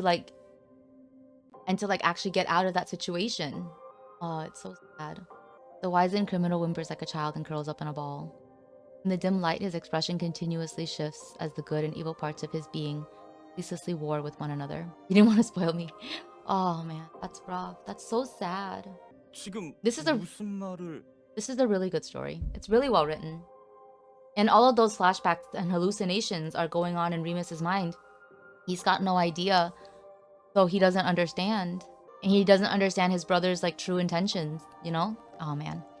What are you talking about? 오늘 학교에서 돌아오면 같이 생일 파티 하기로 약속했잖아. Today, we promised to celebrate your birthday when you got back from school, didn't we? Oh my god. So in his final moments, he's thinking about like his little brother. And his little brother set him on fire. Oh my god, this is so sad. 봐, 촛불까지 켰어. Look, I lit the candles for you. Remus keeps pouring foul-smelling liquid into the ground. Roman steps back, and the reflection of a fire gradually lights up in his dark eyes. Remus's soaring shadow keeps waving on the walls as the man opens his arms to his brother through the choking smoke. I kind of wish they would like show us this animation. It's a very powerful one, right? It was a murder of a good bro. Yeah. 이번엔 우리 둘뿐이야. 우릴 방해할 사람은 없어. This time, it'll be just the two of us. There will be no one else in the room with us. Roman stares at the man before him, recalling something he read during the countless nights when he endured this hellish life. People, even wicked people, are far more naive and simple-hearted than one generally assumes. They may even be so naive that they mistake the sight of a burning gasoline as a candle flame, and thus want to throw an ordinary birthday party for their brother again. In the man's confused hallucinations, the empty pill bottles look like a frosted cake, while the fire from the gasoline is but a candle symbolizing birthday wishes. The young brother will blow out the candles tonight and receive a new life, but in reality, the older brother is sprinting towards death. 생일 축하해. 생일 축하해. Happy birthday, but I'm the candle. 형이 잘못했어. 더 이상 참으라고 하지 않을게. 같이 생일 파티 하자. Young is sorry. I won't ask you to endure anymore today. Let's have a birthday party together. 그러면 날 용서해 줄래? If we do that, will you forgive me? 대체 무슨 말을 하는 거야? What are you talking about? 네가 늘 착한 아이였다는 거 알아. 앞으로는 그 누구도 너한테 하기 싫은 걸 강요할 일은 I know 없을 거야. you've always been a good kid. No one will force you to do anything anymore. 이거 놔! Let go of me. Good, evil, forgiven, unforgiven. Why did he have to call Roman a good kid? Roman has fallen too far for too long. For Roman, judging the wicked was the first and only purpose he had. He chose to give the medication to this man in front of him, giving him a fitting end. Was that wrong? He was way better than Remus, wasn't he? Just wanted the answer he deserved from this man who was both good and evil, whom he both loves and hates. Crimson sparks soon shoot up towards the ceiling, and Roman starts to run towards the darkness outside the depot, either out of confusion or instinct. Yeah, I remember when we were doing the interrogation of him earlier, like I felt like he was convincing himself that like Remus had only collected him in order to groom him to you know, take on this job or whatever, but it might have been like more complex than that. And yeah, that makes a lot of sense, because they really like raised them as, you know, or raised him as his younger brother. However, and then and usually in these types of stories, they don't do that like with shallow feelings, you know? However, a pair of eyes behind the slightly ajar back door saw the entire thing. There we have it. Oh man, his eyes look so tortured. The young man before her seems to finally recover from his memories and stares at her with eyes full of rage. 이 녹음만으로 내 혐의를 입증할 수 없어요. You can't accuse me of anything with just an audio file. 그 망할 녀석이 한 말 때문에 날 떠보는 거죠. You're using that brat to get information out of me. 如果你口中的臭小子掌握的信息比你想象中多得多呢？ What if the brat you're talking about has more information than you ever imagined? The room's tiny door opens as Marius walks in. The squeak of his leather shoes makes for a strange countdown that signals the end of this meeting. 别忘了，你对余良有自己的小算盘，他同样有自己的计划。 Don't forget that while you were plotting against Gerard Boone, he was forming his own plan. 既然他有胆量同疑似杀人犯合作，那也就有能力指引我们找到你。 And since he was brave enough to work with a suspected murderer, he'd be able to lead us to you. There's no need to keep butting heads with him. Rosa stands up and leaves the room with Marius as if she's demonstrating her resolve to a boy who is not even present. The trial time! Oh my god. Ah. That was rough. That was so sad. Gerard Boone has been charged with the murder of Remus Kane by the prosecution due to the new evidence that has emerged regarding the boy. However, the hospital assessment is that not only is he unable to recover anytime soon, he is also unlikely to be back to full health within the next 6 months. Thus, the chances of him appearing in court are close to 0. So he's still alive? Okay. Lord God, they better not kill Gerard. Therefore, as his defense attorney, she has to attend court in his stead. Perhaps in the eyes of others, she'll be fighting this battle alone. But she isn't alone. Since Gerard led her here, she can't let him down.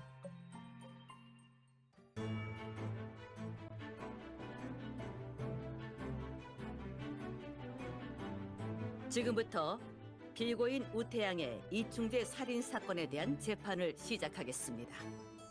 The court is in session. The court calls for the people of Stellus versus Gerard Boone for the case of Remus Kane's murder. 검찰 측 공소장을 낭독해 주세요. The prosecution will first give their opening statement. 검찰은 피고인 우태양을 기소합니다. I am the prosecutor for this case and represent the people of Stellus. 사건 당일 밤 미림시 교회에서 거주하는 이충재가 자신이 경영하는 택배 센터에서 분신 자살을 시도한 것으로 추정됩니다. On the night of the murder, Remus Kane, a citizen living on the outskirts of Stellus, is suspected of having killed himself by a self-immolation. 신고를 받은 경찰과 소방대는 신속하게 현장에 도착했고 이충재는 병원으로 이송되어 응급처치를 받았지만 결국 중화상으로 사망했습니다. Though the police and the fire services were quickly alerted, Remus Kane still died in the hospital from complications due to his burns. 우태양은 사건 당일 밤 택배센터 뒷문에서 잠시 머물다가 금방 떠났다고 진술했지만 While Gerard Boone claims he only lingered near the courier station's back door for a short time that night, 지문 감식 결과 피고인 우태양은 자물쇠를 따고 택배센터에 불법 침입했다는 점이 확인되었습니다. fingerprint analysis indicates the defendant illegally entered the courier station by picking the lock. 이 외에도 사건 발생 후 우태양과 면담했던 경찰은 우태양에게서 강한 휘발유 냄새를 맡았다고 진술했습니다. Moreover, according to the police officer on duty who met with Gerard Boone at the police station on that night, the defendant smelled strongly of gasoline at the 이에 time. 검찰은 우태양의 범행 조건이 명확하고 증거가 충분하다고 판단합니다. Therefore, the prosecution asserts that Gerard Boone had sufficient means and opportunity to commit the crime. The evidence against him is conclusive. I mean, a lot of this kind of just sounds like circumstantial, but all right. 피고인이 심각한 병으로 법정에 출두하지 못하는 점을 감안해 소송 대리인, 즉 변호사의 증언을 허락합니다. Especially if he has to do it like the way that I do it when I run through these without reading anything, right? Where he's got no context and has to guess the right, the right connection. As the defendant cannot attend court due to a sudden and severe illness, his lawyer is therefore permitted to represent him on his behalf. 피고 측 변호사 이의 있나요? Does the defendant's lawyer object to the prosecution's statement? Yes. Your Honor, there are major flaws in the prosecution's evidence. As such, it is unreasonable to accuse Gerard Boone based on these claims alone. If Gerard Boone really did commit the murder, he would have no need to turn himself in after killing Remus Kane. More importantly, Gerard Boone had no motive to kill Remus Kane. Gerard Boone had no motive because... Okay. So this was real then.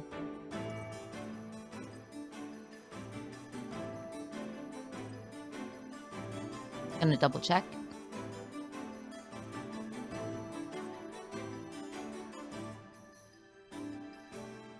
Yeah, okay. A certain loan certificate discovered from the courier station safe shows that Remus Kane lent money to Gerard Boone's family and helped them through a difficult time. However, the interest rate and repayment date are both absent from the loan certificate, as are the signatures of the two parties. Legally speaking, this piece of paper is meaningless. Thus, Remus Kane may as well have given the money to Gerard Boone's family without seeking any repayment. Why would Gerard Boone murder a man who had once helped him? There is no motive whatsoever. 있습니다. 우태양이 사건 당시 이 중재를 제외하고 유일하게 현장에 있던 사람이라는 사실은 변하지 않습니다. Objection. This doesn't change the fact that Gerard Boone was the only other person at the scene when Remus Kane died. Oh, but he wasn't. 우태양이 이 중재에게 아무런 의도를 가지고 있지 않았다면 우태양이 자물쇠를 따고 택배센터에 불법 침입한 이유는 어떻게 설명하실 거죠? If Gerard Boone had no nefarious intentions towards the deceased, then I would like the defense to explain why he picked the lock and entered the courier station. 우태양의 전과를 감안하면 철도 행위를 저지르다 피해자와 말다툼을 벌였을 가능성도 배제할 수 없습니다. Given Gerard Boone's past crimes, the possibility that he intended to steal from the courier station and then had a confrontation with the deceased cannot be ruled out. Objection. There is no direct relationship between Gerard Boone's past offense and the current case, and thus this cannot be used as evidence. Besides, there was someone else at the courier station on that night from Gerard Boone and Remus Kane. Aside from, the deceased's younger brother, Roman Kane. The evidence that Roman Kane was the third person at the scene is...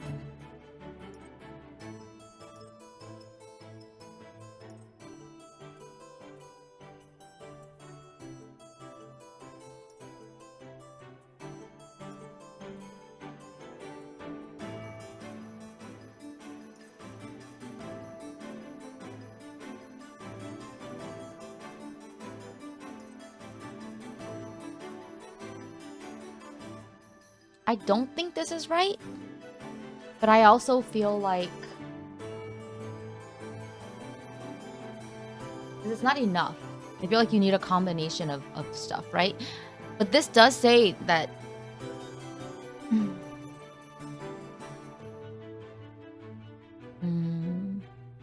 or would it be the recordings? But the recordings don't prove that he was there, right?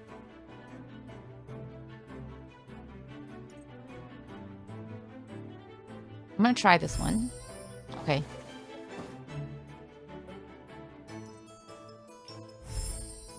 No. Then is it this one? Okay. Roman Kane claims he left. Yeah, that's why I felt like you would need the claim first and then the video. Okay. This is so confusing. Anyway.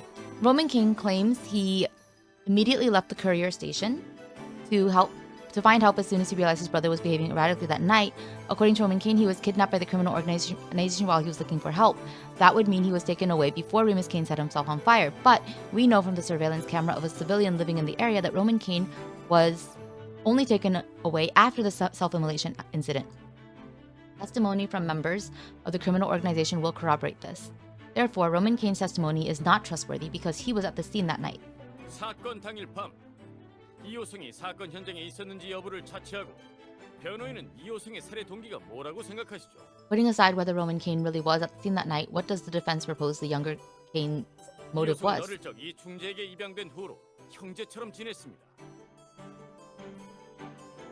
Remus Kane adopted Roman when the boy was young, and they've considered each other brothers ever since. 이호성이 자신을 키워준 이 중재를 살해할 이유가 없습니다. He had no reason to kill someone who brought him up. Oh, we've got objection. This adoptive relationship is precisely why Roman Kane wanted to kill Remus.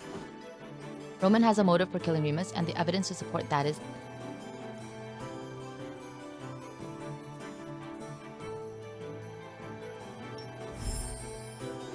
Really? I feel like that gave plenty of motive.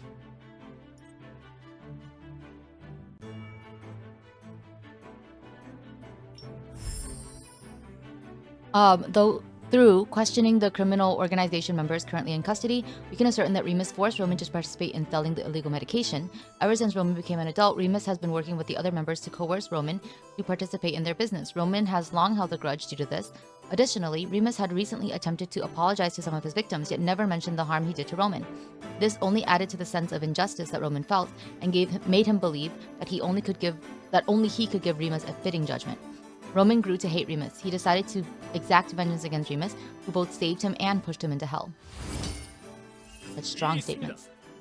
범행 동기에 대한 추측은 변호인의 주관적인 억측일 뿐입니다. The deductions regarding the motive are all the defense lawyers' subjective speculations. 또한 살해 동기만으로는 이호성이 실제로 범행에 가담했다는 증거로 볼 수는 없습니다. Besides, motive alone won't prove that Roman Kane committed the crime. Yeah, but you asked. 이 중재가 보기에 I'm fine. 자물쇠를 따고 들어온 우태양의 행위는 불법 침입에 해당했고 그날 밤 두 사람은 말다툼이 있었을 가능성이 큽니다. Gerard Boone's actions of entering the courier station after having picked the lock counts as unlawful breaking and entering as far as Remus Kane was concerned. The two of them are very likely to have gotten into a conflict that night. Even if they did have a conflict, Gerard Boone didn't have the means to kill Kane. Kane remained completely still that night despite the terrifying agony of being lit on fire. That is very unusual. I believe that abnormal behavior is the result of having taken illegal medications, and Roman Kane happens to have been involved in selling that medication. Therefore, Your Honor, I request that Roman Kane be called to the stand. 인정합니다. 이호성을 법정으로 소환하세요. Acknowledged. The court calls Roman Kane. 이충재는 몇 년 동안 수많은 사람을 해쳤어요. 변호사님의 말씀대로라면 누구든 이충재를 살해할 가능성이 있죠. Remus hurt so many people over the years. By your logic, anyone could have killed him. I'm pretty sure he's not allowed to speak until someone asks him a question, but okay. 게다가 오래전부터 약물을 복용했으니 그날 밤도 실수로 과다 복용했을 수도 있어요. 근데 이게 저랑 무슨 상관인가요? And he has a history of taking illegal pills. Maybe he just overdosed that night. What does that have to do with me? Even if Remus wanted to take that medication, he had no reason to take so much that it would kill him. Remus Kane would never overdose on his own. Someone wanted him to overdose, and the evidence is...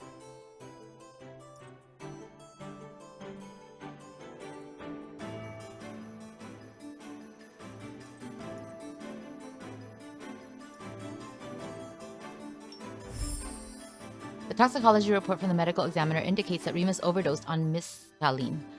The clinical effects of that medicine involved hallucinations and self-harm, and they take effect very quickly. They would be enough to make Remus behave oddly or even attempt suicide. While Remus no longer had decision-making capacities due to medication, all it would take was a push from someone else to fake the scene of Remus killing himself via self-immolation. Moreover, the amount that Remus took already surpasses the lethal dosage. This doesn't match up with his usual behavior while taking this medication. Therefore, we cannot rule out the possibility that he was poisoned by someone else. Even if he was lucky enough to have survived the fire, he'd have died from the overdose. In other words, someone wanted to make sure he died that night. 터무니없는 소리네요. Nonsense. 그 사람이 우태양이 아니라고 어떻게 확신하는 거죠? And how can you be so sure that someone wasn't Gerard Boone? 사기치는 거에 익숙한 우태양이 몰래 불법 약물을 숨겼을 수도 있잖아요. Ooh. Gerard's been a thief and a liar for ages. What if he was hiding even more illegal behavior? 우태양도 이충재에게 약을 먹였을 가능성이 있어요. 분신 자살을 유도하는 것 정도는 어려운 일도 아니죠. There's a chance that he could have drugged Remus. And wouldn't that have made it easier to make Remus kill himself?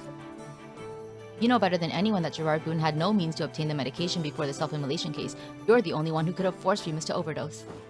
Gerard Boone did not have access to the illegal medication before, but Remus did. The evidence to support this is...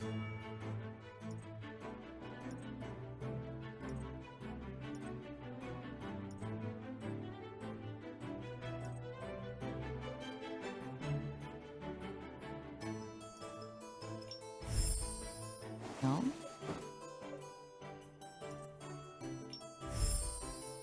Gerard Boone recorded all of your conversations with him when you two were working together. The audio files in the phone can directly prove he didn't have the medication on him, which is why he went to you and tried to buy it from you in exchange for the information. However, you didn't trust him, and even considered killing him under the guise of working together. 왜 다들 저한테만 그러시는 거죠? 제가 하고 싶은 일은 본질적으로 따지면 당신들이 하고 싶은 일과 똑같잖아요. Why are you blaming me for everything? At the end of the day, don't you want to do the same thing I did? 이충재는 씻을 수 없는 죄를 지은 죄인이에요. 잘못했다는 말 한마디로 용서받을 수 없다고요. His eyes went crazy again. Remus was an irredeemable sinner. Just saying he was sorry wasn't enough to earn any forgiveness. 이제 와서 이 충재가 경찰에 자수한들 제가 지금까지 받아온 상처를 모두 없던 일로 만들 수 있다고 생각하시나요? Did he really think that turning himself into the police would erase all the things he did to hurt me over all these years? Roman, everyone is complicated. We can't judge them using a binary system of good and evil. I don't think the lawyer is supposed to do this. But all right. Even though there's obviously an evil side to Remus, have you ever wondered if his idea to turn himself in was actually for your sake? 그게 무슨 말씀이시죠? Oh, she's about to hurt him. What are you talking about? Oh no. No, no, no, no, no, no, no. She's about to break his mind. At first, he didn't want you to be hurt by others in the organization just like he was, which was why he tried his best to climb up the ranks and took over the illegal medication trade. It was the only choice he was able to make in that world far removed from normal society. 뭐 어쨌다는 거죠? So what? 말끝마다 조금만 참으라고 하더니 결국은 절 공범으로 만들었다고요. Oh, he kept saying that it was for me and he wanted me to just endure it, but in the end, he still turned me into his accomplice. That's true, maybe he realized that he'd done wrong, so he changed his direction and started to approach the police, even though that meant greater risks. He almost got discovered a few times, didn't he? That's why there were all these rumors in the organization. Maybe he believed he and you were both going to be free once things were over. 자유! 웃기지 마요. 선택의 여지도 몇 개 없는 이 시궁창 같은 곳에서 Free? Don't make me laugh. That awful place doesn't give you many choices. Vivier is good. He's very good. He sounds very unhinged. 멍청하기 짝이 없어요. 그래요. Very 제 tortured. 선택은 틀리지 않았어요. 이 충재는 그동안 절 이용했으니까. It's moronic. Yes. I was right all this time. He was using me. 전 이 충재가 마땅한 결말을 맞이할 수 있도록 심판한 것뿐이에요. I judged him and gave him the ending he deserved. But if he always intended to use you, why would he keep talking about celebrating your birthday before his death? Roman, you said before that you were forced to sell the illegal medication starting on the day of your 18th birthday, correct? 닥쳐! Shut up. Maybe that was the beginning of his atonement for his sins against you. 닥쳐! 난 Shut up. 잘못한 게 없다고. I didn't do anything wrong.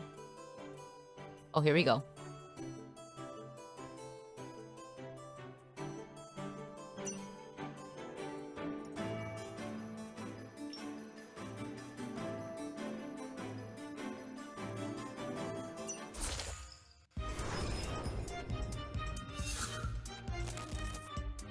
This deck should be fine, right? I don't actually know.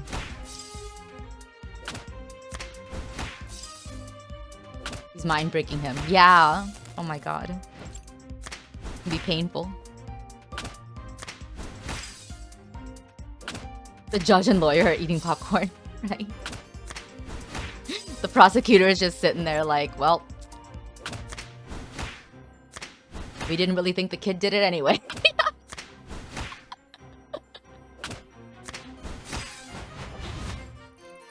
본 법정은 피고인에 대한 검찰의 기소가 증거 불충분으로 성립되지 않는다고 판단한다.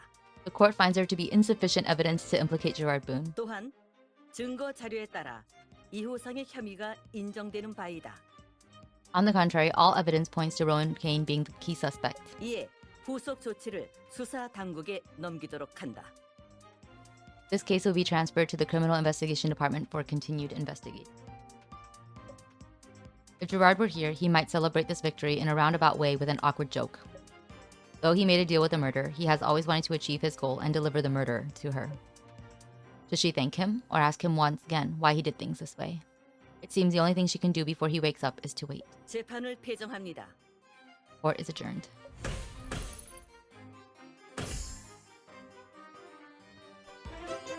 We did it!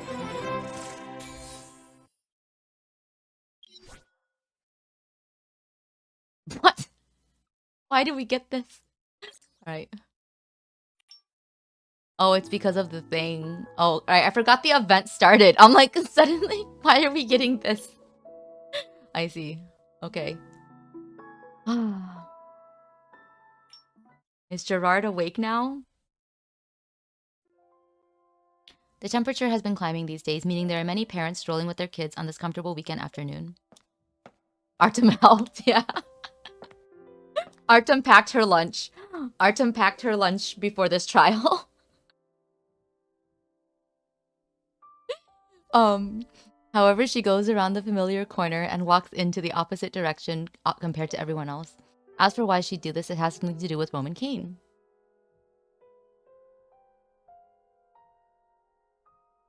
Don't! Oh my god. On the day before Roman was transferred away from the detention center, she receives information from the police and heads there for one last meeting with him. The one who called for this meeting wasn't her. Rather, it was Roman, who now sits on the other side of the glass. Oh, I'm surprised. 그렇게 경계할 필요 없어요. 우린 이제 이해관계가 없으니까요. You don't need to be so guarded. Our interests no longer affect each other now. 다만 떠나기 전에 우태양과 관련해서 재밌는 일이 떠올랐거든요. 변호사님께 얘기해드리고 싶어서요. Oh dear. It's just I remembered something interesting about Gerard and feel like I should tell you about it before I leave. What is it? 협력했을 때 부모님이 기억나냐고 몇 번이나 묻더라고요. He asked me many times if I remembered his parents when we were working together. 기억력이 나쁜 사람도 기억할 수 있을 정도로 여러 번 물었어요. He asked so many times that even the person with the worst memory would have recalled them. 당시 이충재가 형편이 좋지 않은 우태양 가족에게 돈을 빌려줬거든요. Back then, Remus sent them some money because they were seriously having a hard time. 근데 우태양의 부모가 거액의 빚을 져서 대출을 또 다른 대출로 갚으며 간신히 생계를 유지했죠. But his parents had so many loans that they could only stay afloat by borrowing money to pay back what they'd borrowed. 한 번은 우태양 엄마가 몇 번이나 찾아와서 약속한 상환 날짜를 연기해달라고 부탁하기도 했어요. There was a period of time when his mom frequently came to see me and my brother and asked us to push back their payment deadline, which was something we had a verbal agreement on. 상환 날짜를 연기하기 위해 이런저런 물건을 담보로 맡기기도 했죠. She gave us a lot of stuff as collateral so we could delay the repayment by a few days. Gave you stuff as collateral? Can you give me an example? Roman doesn't look at her for a moment. Instead, he looks to the side of the building, as if searching for a window that would allow him to look outside. But the meeting room is completely windowless and only the cold white light illuminates. 지금 생각해보면 참 신기한 일이에요. It's actually pretty 그 incredible when 여자가 I think about 가져온 it. 물건이 이 모든 일의 시작이 됐거든요. It was the things that she brought that started everything. 이상한 소리를 해대는 여자였는데 She'd 병을 always acted 치료하기 strange. 위해서 환자 상조회에 가입했다고 했어요. She said she joined some patient mutual aid group to get better. 그리고 그 단체에서 먹으면 머리가 좋아지는 영약을 고가로 구매했다고 했어요. A cult. Sorry. She also said she bought some miracle medicine from the group for a high price and said medication could make people more enlightened. 터무니없는 소리 같죠? Sounds crazy, 저도 right? 처음에는 그렇게 생각했어요. I also thought that at first. 이충재가 혹시 몰라서 자세히 검사해봤는데 약물에서 환각 성분이 발견됐죠. But Remus thought a bit deeper about this than I did. He studied it thoroughly and found some kind of hallucinogen in the 그 medicine. 성분을 추출한 다음 금지 약물을 제조해서 판매하기 시작했고 사업을 확장한 거예요. He only started to manufacture the illegal medication on his own after he extracted this component before selling the meds and expanding the business more and more. You're right, it's a cult, yeah. But oh no.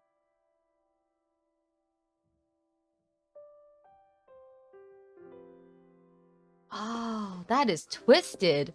This is like the callbacks are like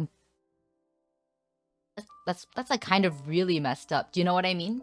The means by which Roman tried to climb the ladder inside the organization only began because he had done a favor for this woman, Gerard's mother, who had like unwittingly provided him with that means. A hallucinogen. He only realized at that moment that she'd once again fallen into cognitive inertia. Illegal medication can come from anywhere and isn't always related to the black market. There are indeed cases in some groups where they use hallucinogenic drugs to conduct spiritual communion. However, based on Roman's brief description, it's hard to discern what exactly the patient mutual aid group Gerard's mother joined truly was. Harboring various questions about Gerard's family, she makes another loop around their old home. When he and Roman Kane ran here on that day, the GPS geolocation accuracy was reduced due to a weak signal and kept jumping between buildings. What's even stranger is how there was no GPS on Gerard when he was sent to the hospital. Let me try to search for it again. She's about to roll up her sleeves and walk towards the closest dumpster when the sound of a car horn blares out behind her. When she looks back, she sees Marius has already gotten out of the car. He walks up and softly brushes her arm aside. 这里怪脏的，还是我来吧。 Pretty dirty here, let me do it. Marius, what are you doing here? 和你一样，我也想再好好检查一下。 I wanted to search around one more time, just like you. He soon gets into the search and plunges his arms into a clothing donation bin before dragging out a huge mountaineering bag by its strap. The bag is full of grime and dirt and would have been tossed or hidden here a few weeks ago. Marius keeps passing the bag's contents to her as if he was making an inventory of the goods inside. There's a bottle of shower gel followed by a notebook. Karma book. She can't help but read the worn words on the front page out loud. At first glance, it does seem like a note that a temple might keep to record donations from its patrons. One of the pages has a folded corner. She suddenly clamps her hand over her mouth when she opens that page. Donation of $50,000 from Gerard Boone? 2 names follow Gerard's names, those of his parents. She then turns a few pages back and sees plenty of records regarding these donations, and each entry is at least $10,000. This is a huge amount of money for Gerard's parents when all the entries are added up. Did they struggle to stay afloat because they donated so much money? Oh yeah, it's a cult. Right, Roman did say Gerard's mother joined a patient mutual aid group. Could this be from that group? But an ordinary patient support group would never mention something like karma. What exactly is this? That's because it's a cult! Finally found it. Oh, sorry. Marius. Marius puts down the bag and raises the rabbit keychain in his hand. The ears of the rabbit have already become very wrinkled. Isn't that the keychain that Bridget Grease gave to Gerard? 你摸摸这里， Touch this. She reaches towards the belly of the rabbit and squeezes a few times. There seems to be something inside of that soft stuffing. What? 我的 GPS 定位器。 It's my 就是 GPS. 靠着这个，我们才能先警方一步，定位到余良的行踪。 That's how we managed to find Gerard before the police did. 怪不得定位到这儿就没再往楼洞里移了。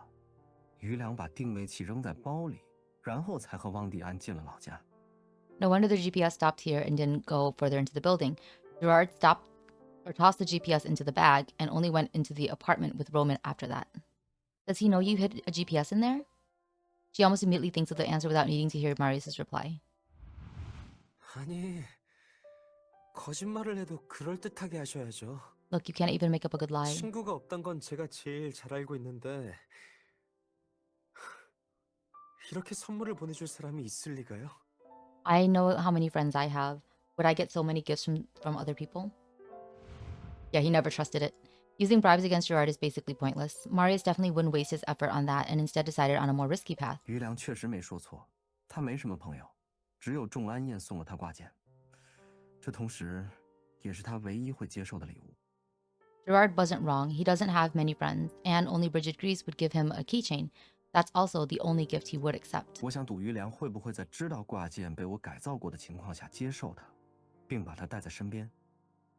I wanted to gamble on the fact that Gerard would accept this keychain and keep it on him, even though he knew I'd modified it. 换句话说，就是赌他现身到底是不是冲着我们来的。 In other words, I was gambling on whether he would go against us. 至于他到底是有求于人，还是想利用我们，这对我来说倒是无所谓。 As for whether he was seeking our assistance or trying to use us, frankly, I didn't really care. Only someone in absolute control would say those words.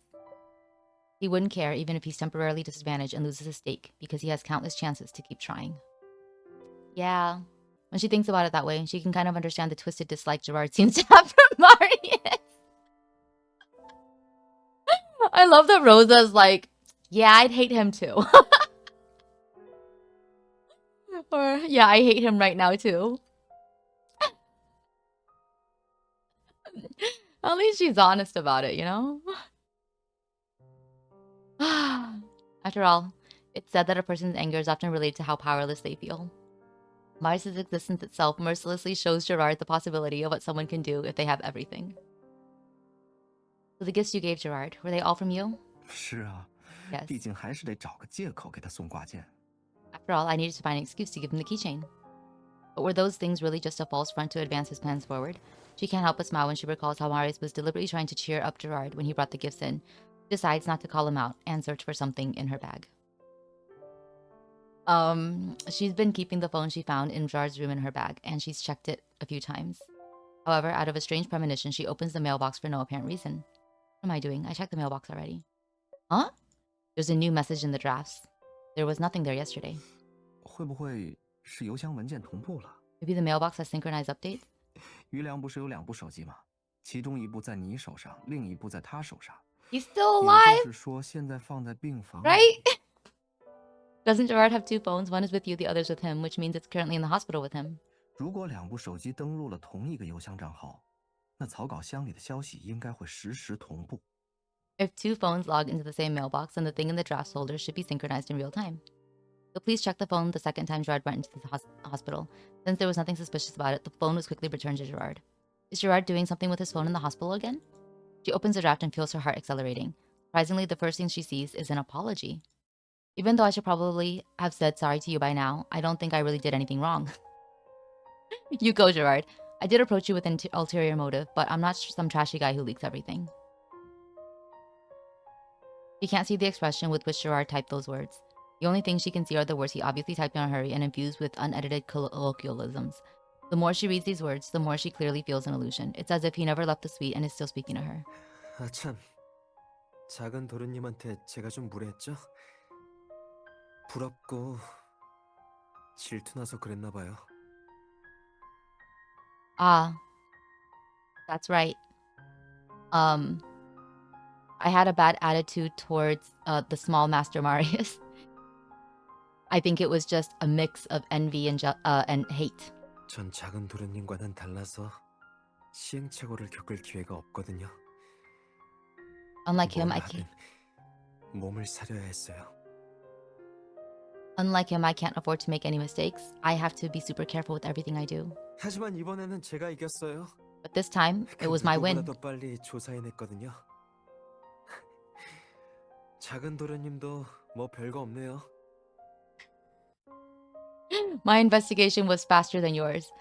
The small master Marius wasn't much of anything at all. 맞아요. 제가 right. 살인범과 거래한 건 사실이지만 I did make a deal with a murderer, but 적어도 마지막에 이긴 건 저예요. the winner in the end was me. Picking a lock is a piece of cake for Gerard. His target, the pill bottle, is right on the shelf. However, he could only watch as the men emptied the bottles and started to argue. Firelight soon started to reflect off Gerard's wide eyes, and he almost falls to the ground as traumatic memories seem to resurface again. Instinct soon takes over. He dives into the dark night like a wild animal, running ceaselessly along the never-ending stretch of the alleyway. Run, turn the corner, head to the main street. He'll be safe as long as he reaches it, but he can't escape this evening fog no matter what. His life so far seems to have been eternally connected with running. He runs away from one place only to immediately fall into another abyss. He gets tripped by a wooden box and feels a sudden stabbing pain the moment his palm scrapes against the floor. It's only then that he realizes that he's covered in a pungent smell, and dirt is smeared into his dark red wounds. Did he keep running? But where would he go? 이 요정은 교활한 데다 조직에 몸담고 있어서 찾기 어려웠거든요. Roman was cunning and had the sort of background that made it hard to find him. 하지만 저한텐 누나랑 작은 도련님이 있잖아요. But I had 모습을 Nuna and the small 드러내기만 young 하면 master. 도와주실 테니까요. As long as I showed 그쵸? myself, you would come to help me, right? 다만 두 분은 절 도왔다는 사실조차 모를 수도 있어요. But you might not even know that you were actively helping me. Since there's no one else around him, Gerard just turns on the phone speaker function. Roman's number isn't hard to find it as it's set as a work number for the delivery depot. He just needs some time and wait for the person to get a chance to pick up the phone. 여보세요. 이호성입니다. Hello, Io-sung. Sorry. 택배 This 센터를 is Roman 통해서 Kane. 건강 보조식품을 보내고 싶은데 혹시 지금 영업하시나요? I want to mail some supplements through the delivery depot. Are you still open? The other man stays silent for a long time, then says something that doesn't really answer the question. 말을 안 하네요. 장난 전화가 다 그렇죠, 뭐. No one's talking. I guess that's just how prank calls are. 真的没人。 Is that so? 네. Yes. 안 믿기면 직접 들어보세요. If you don't trust me, you can listen to it yourself.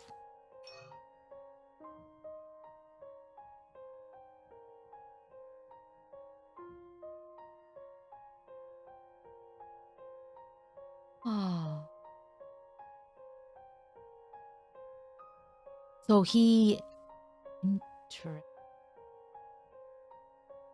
So he hadn't even made contact with him until here?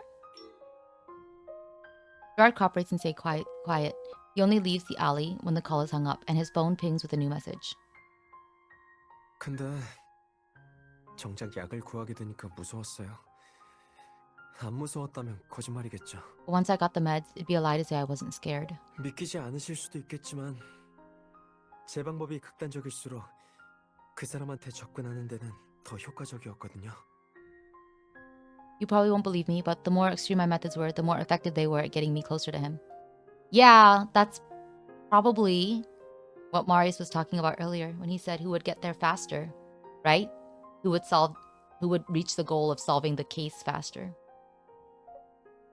He's sitting in a bright and luxurious restaurant, seemingly the focus of everyone in the room. I like this shot.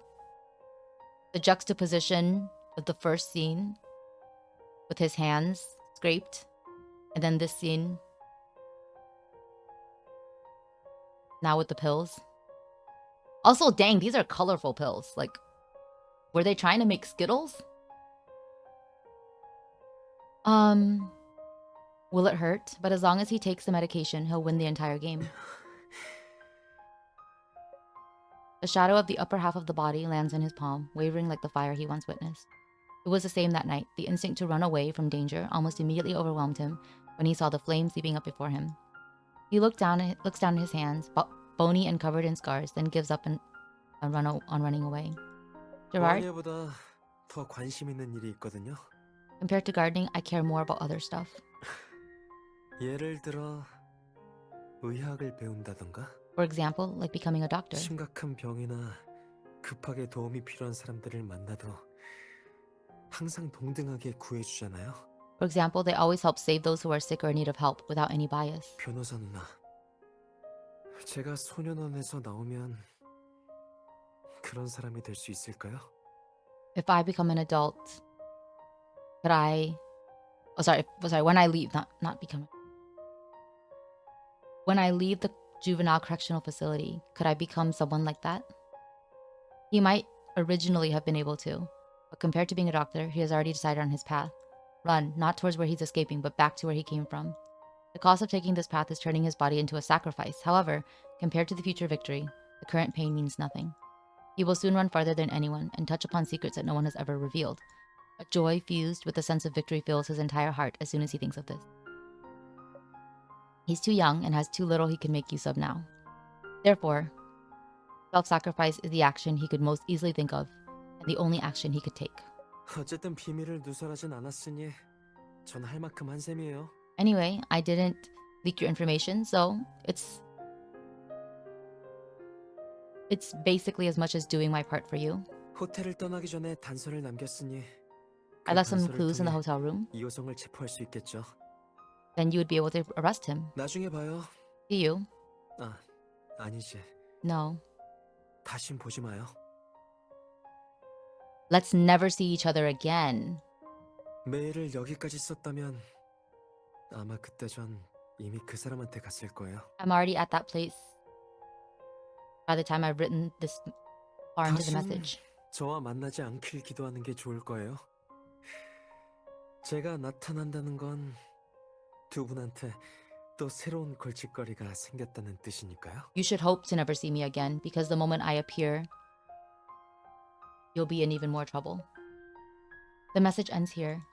It's not addressed to anyone, and there is no name from the sender. After all, he had even predicted the way with which she'd be reading this draft. What? Okay, so he's not dead, but he's gone back to someone else. I assume Jerome. I assume he's gone back to Jerome. Nuts. Who exactly is Gerard investigating? I assume it's still Jerome. Okay. Trying to wrap my mind around all this. Now that we're in the final chapter. Of this episode. That was wow. Lots of nice twists and turns. A very, very tightly written story. I liked it so far. And I'm actually really glad I was wrong, because I didn't really want Gerard to have just been used. I like that even though he's the child and the weakest, the most powerless person in all of this, he is the one who has taken charge of his own decisions, his own life. And he's moving forward with this, like, his personal plans and investigations, right? Also, I'm glad that he's not dead yet, I think. I guess we won't know until whenever he might reappear again. But at least for now, he's alive. Who exactly is Gerard investigating? Judging from his note, that person is undoubtedly Roman Kane. However, the he that appears in the second half of the note seems very different from Roman Kane. She knows she won't get any answers here. She slowly puts down the phone and tries to glean some clues from the silent building before her in vain. She was so immersed in the thoughts that keep welling up that she almost doesn't notice the karma book she's been holding being suddenly pulled away. 要是实在想不出，我带你出去透透气。 If you really can't figure it out, then can I take you out for a walk? 时候不早了，我知道有个地方这会儿特别漂亮。 It's getting late. I know a place that's really pretty at this time of the day. Oh my god. As she ascends the unfinished building in the setting sun, she feels like she's exploring abandoned ruins in a book. Marius leads her to the edge of a floor after she carefully picks her way around the trash from various eras littered on the ground. Eras? There's no glass and no railing. He simply stands on an open stretch of the floor and looks far ahead of 今 him. 天能见度还不错，你看那边， The visibility's pretty good today. Look over there. 那个方向是市中心。看到那栋特别高的楼了吗？ That's the city center. Do you see that really tall building? That's Pax Tower, right? I didn't think we could see it from here. 不只能看到那个呢，还有那个方向，应该是你家了。 That's not the only thing we can see. Your house is over there too. I really like his voice here. The warm golden sunlight slowly creeps past his feet as he gradually falls into silence. Standing so far above the ground, a person may feel somewhat deluded. It's as if this height gives the person the right to look down upon the masses and therefore judge everything that happens below. Disappearing civilians, medication transactions, and various other incidents of people being hurt.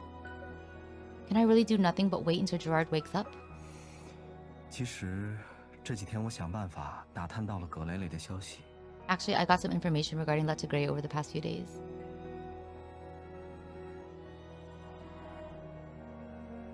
I'm so confused. Is Gerard... He says wake up, but Gerard was awake and also... I think he's escaped, hasn't he? Well, I don't know how he could have escaped. Whatever. 还记得突然发生在他家的那场火灾吗？ You still remember the fire that suddenly broke out at her house? Yes, that's the last thread that needs to be resolved. 大火扑灭后，葛家别墅的一部分地下空间暴露了出来。 Some of the underground areas of the Grey Mansion got exposed after the fire was put out. 虽说这年头别墅挖地下室很常见，但葛家的地下室并不在开发商公开的房型图内。 Ooh, it may be common for mansions to build a basement cellar for themselves, but the Grey Mansion cellar isn't on the blueprint published by the developer. So they're guilty of illegal construction? 远远不止。 More than 地 that. 下室似乎主要被用来放书本之类的杂物，但又有人居住的痕迹。 The cellar seems to have been used to store random items such as books, but there are also traces of someone living there. 他们提取了包括脚印在内的痕迹后，基本可以确定，那个人就是余良。 Yeah, okay. I mean, I suspected that. After the police examined the clues, including footprints, they basically concluded it was Gerard Boone. So the boy who brushed past her at Letta Gray's grave and looked very much like Gerard was him after all. That would also explain how he stayed hidden for a whole year without being captured by any cameras in the city. Hold on, would Jill Meadows and the others be oblivious to an actual person hiding in their house? This is like Parasite. 我怀疑连他们都不一定知道那个地方，只有房子的真正主人才清楚。 I suspect even they don't know about the room, and only the owner of the house knows the truth. Letta Gray, she always knew about Gerard's presence. 没错， That's right. 他失忆后写下的求救纸条可以证明这一点。 Paper strips she wrote seeking help after she lost her memory are testimony to that. 如果余良曾被他收留后住在别墅里，那么随着他记忆开始消退，余良就会逐渐变成一个陌生人。 If she took Gerard in and had him living in the mansion, and he would slowly become a stranger to her as her memory gradually faded. That's why she wrote on the paper strips that she felt like there were people watching her when she was in the mansion. That's right, before she lost her memory, she left a note asking herself for help and to put in a hole in the pagoda tree. The recipient, the friend she wanted to get help from, was Gerard, wasn't it? After receiving the paper, Gerard helpfully avoided Letta out of friendship so she wouldn't get even more scared. But that's also why he wasn't able to immediately realize Meadows had poisoned Letta. 저건 회화나무인가요? Is that a pagoda tree? 아마 그럼 전부 타버렸으니 곧 처분되겠네. It looks burnt down. It'll probably get disposed of soon. That's why Gerard reacted like that. She instinctively rubs her fingers over the karma book in her hands. Even this book is causing a headache. Why are there more and more mysteries now? Yeah, there's so many mysteries. But at least that was 这才刚 resolved. 开始呢，别用脑过度了啊！要不先吃点什么休息一下？ We've just started. Don't overtax your brain. Do you want to eat something and relax for a bit? Mario soon returns to his usual joking tone and pulls out a plastic bottle, showing it to her. The color is the same shade of orange as the setting sun. She's so startled that she takes a step backward. Isn't that a pill bottle from the delivery depot? 别紧张啊，已经洗干净了，现在被我用来装别的东西。 Calm down. It's all washed and clean now. I'm using it to hold some other stuff. Marian!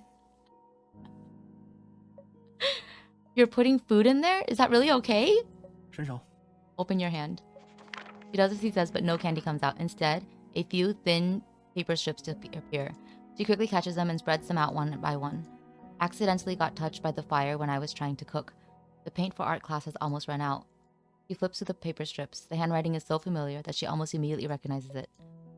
These are paper strips that Letta Gray tied on the pagoda tree. Where did you find these? 余良的登山背包里，他藏得真够深的。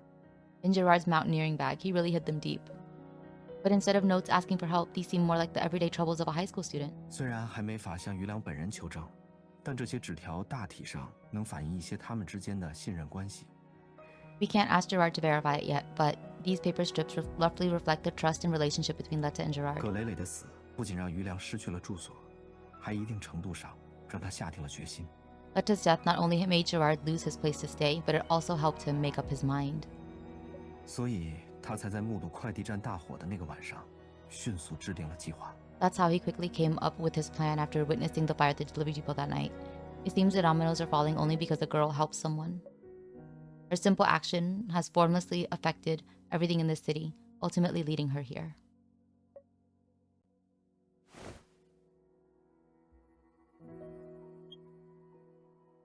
This is very pretty.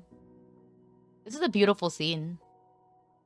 I always talk about like how very good Themis's writing and artwork like depicts scenes so you can almost see them like out of a drama.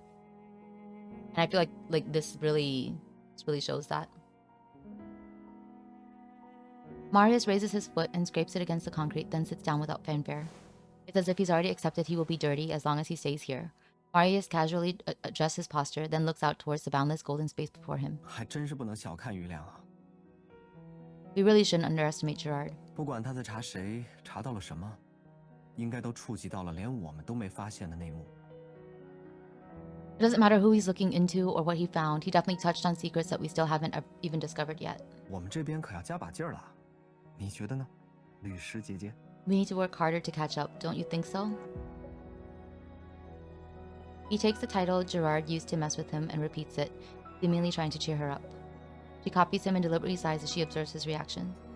Got loads of things to deal with here. You might even be busier than me in the future. 是吗？ Really? Where Gerard is going to go next, how his mother got the illegal medication, we need to think about all of that. And you have facts to handle on top of it all. Lucas did say that, though you caught him, there are more. 哎，你就别和我提他了， Don't even mention that guy to me. 他给我惹了那么大麻烦，一想到这些就想把这东西彻底处理了。 He caused such a headache for me. The second I think about it, I just want to take care of it. Marius looks down at the fake vitamin bottle next to him. In the next second, he seems to lift his hand and throw the bottle that had brought all kinds of chaos into his life. Wait, Marius. But the bottle doesn't draw an arc in the air. It remains where it is. He looks at the bottle, then at her, smiling mischievously. 我怎么会真的把它扔了呢？高空抛物可是要罚款的。 There's no way I'd toss it. I'd get fined for throwing something from this high up. Yeah, imagine if that hit someone's head.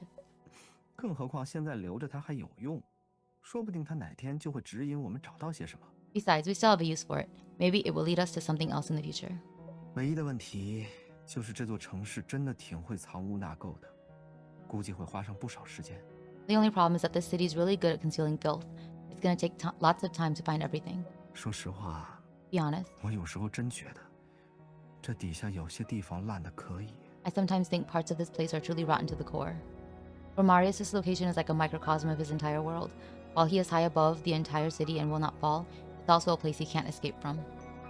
Even so, a golden light still glimmers on the endless horizon in the distance. The purple early evening sky above the golden light sparkles with stars, which gently shine their light upon the rundown building. Even someone as sarcastic as Gerard might not be able to say anything to demean this scene. It's even truer for Marius. Even though the blinding light is about to force him to instinctively close his eyes in the next second, he still unblinkingly looks down at the city. 是我说早了， Spoke too soon. 你说，怎么会有这么又烂又美的地方呢？ Can a place be so rotten and yet so beautiful? Oh no. I'm so scared. No, I thought he had escaped. Oh, please don't kill Gerard. I can't handle this. Please don't kill Gerard. A nurse changes the medication in Gerard's IV drip as night slowly descends on the center. He is staying awake for fewer and fewer hours per day, as if he's about to fall into an eternal slumber. However, the nurse still talks to him every day, just like she did on the first day he came in. 태양아, 오늘 밤 손님들이 널 보러 오실 거야. There will be a few guests coming over to see you tonight, Gerard. 태양아, 오늘 밤 손님들이 널 보러 오실 거야. I just noticed his name, and that's very... His name is very, like, yeah, symbolic. His name in I don't know what it means in English, but his name in Korean is Taeyang, which I think means either sunrise or sunset. 어제 한 자선단체가 네 어머니의 병원 친구분들한테서 네 상황을 전해들었다고 한 거 기억해? Do you remember what I told you yesterday? A charity heard about your situation from your mom's fellow patients. 자원봉사자를 보내서 네 상태를 확인할 거래. 그럼 최대한 빨리 지원 수속을 신청할 수 있을 거야. They're going to send a volunteer to check on your condition so they can file the paperwork to sponsor you as soon as possible. Jerome, no! 잠깐만. Wait a moment. The nurse suddenly stops talking and turns to jog over to the door. The knocking stops when she arrives. The nurse leads the newcomer into the room, then leaves after chatting briefly with them. 요즘 좀 어때? He is. How are you feeling these days? Adams doesn't expect a reply as he pulls over a chair and sits down next to the bed, then grabs an apple and starts to peel it. Not the apple! 앞으로는 도망치지 마. 더 이상 다른 사람들을 경계할 필요도 없고. 당분간은 아무도 널 소년원에 보내지 않을 거야. Don't try to run away anymore. And you don't need to be so paranoid about other people. No one will try to send you back to the juvenile correctional facility. 간호사한테서 들은 건데 자선단체 전문가들이 돈이든 거처든 잘 알아서 마련해 줄 거래. I heard from the nurse that the professionals at the charity will sort out money and a place for you to stay. 그러니까 거기 가면 얌전히 굴어. So when you get 알겠지? there, be nice to them, okay? 날 놀라게 한 것처럼 그 사람들을 놀라게 하면 곤란하다고. Don't scare them like you scared me. Gerard suddenly reaches out and grabs Adam's lab coat. The apple that the man was in the process of being cut into a rabbit shape suddenly falls to the ground, rolling under the bed and leaving a trail of sticky juice in its wake. Adams barely manages to steady himself and lowers his body towards Gerard, still talking softly all this time. 왜? What? 나랑 얘기하고 싶어서 그래? Do you want to talk with me? He considerately lowers his head, just enough to block any sight of Gerard's mouth, which is gaping like a fish out of water. 서두르지 말고 천천히 얘기해. Don't rush. Say it slowly. 나쁜 말? 나쁜 말. Bad words. 이상하네. How odd. 내가 잘못 들었나? Did I mishear you? 괜찮아. Worry. 그렇게 서둘러서 얘기해 줄 필요는 없어. You don't need to 일단 hurry to 지금은 say 푹 anything 쉬어. to me. Just rest for now. As Adams attentively listens, his hand slowly moves under Gerard's pillow, emerging with the phone in his palm. 오히려 난 누구보다도 네가 빨리 회복되길 바라고 있어. I, more than anyone else, wish you a speedy recovery. Adams then presses the power button on the phone until the lit screen completely goes dark, as if he's snuffing out a tiny spark. That's awful. Adams returns the phone to Gerard, then sits back down and proceeds to peel another apple. Ah! He's not dead. Not dead. But it really worries me that they noted that he seems to be awake less and less these days. Okay. But that does motivate me to want to read the next chapter, which will start eventually. Maybe sooner than later because it's Artem. So yeah, that was the end of Immolation. I thought it was a very tightly written chapter, very compelling, and nice twists. I'm glad that ultimately my prediction last time was wrong about Gerard. Someone was manipulating him or thought they were, but he was actually manipulating them. So yeah, that was a nice additional bonus. Okay, let's see if I can guess next time what happens. Probably not.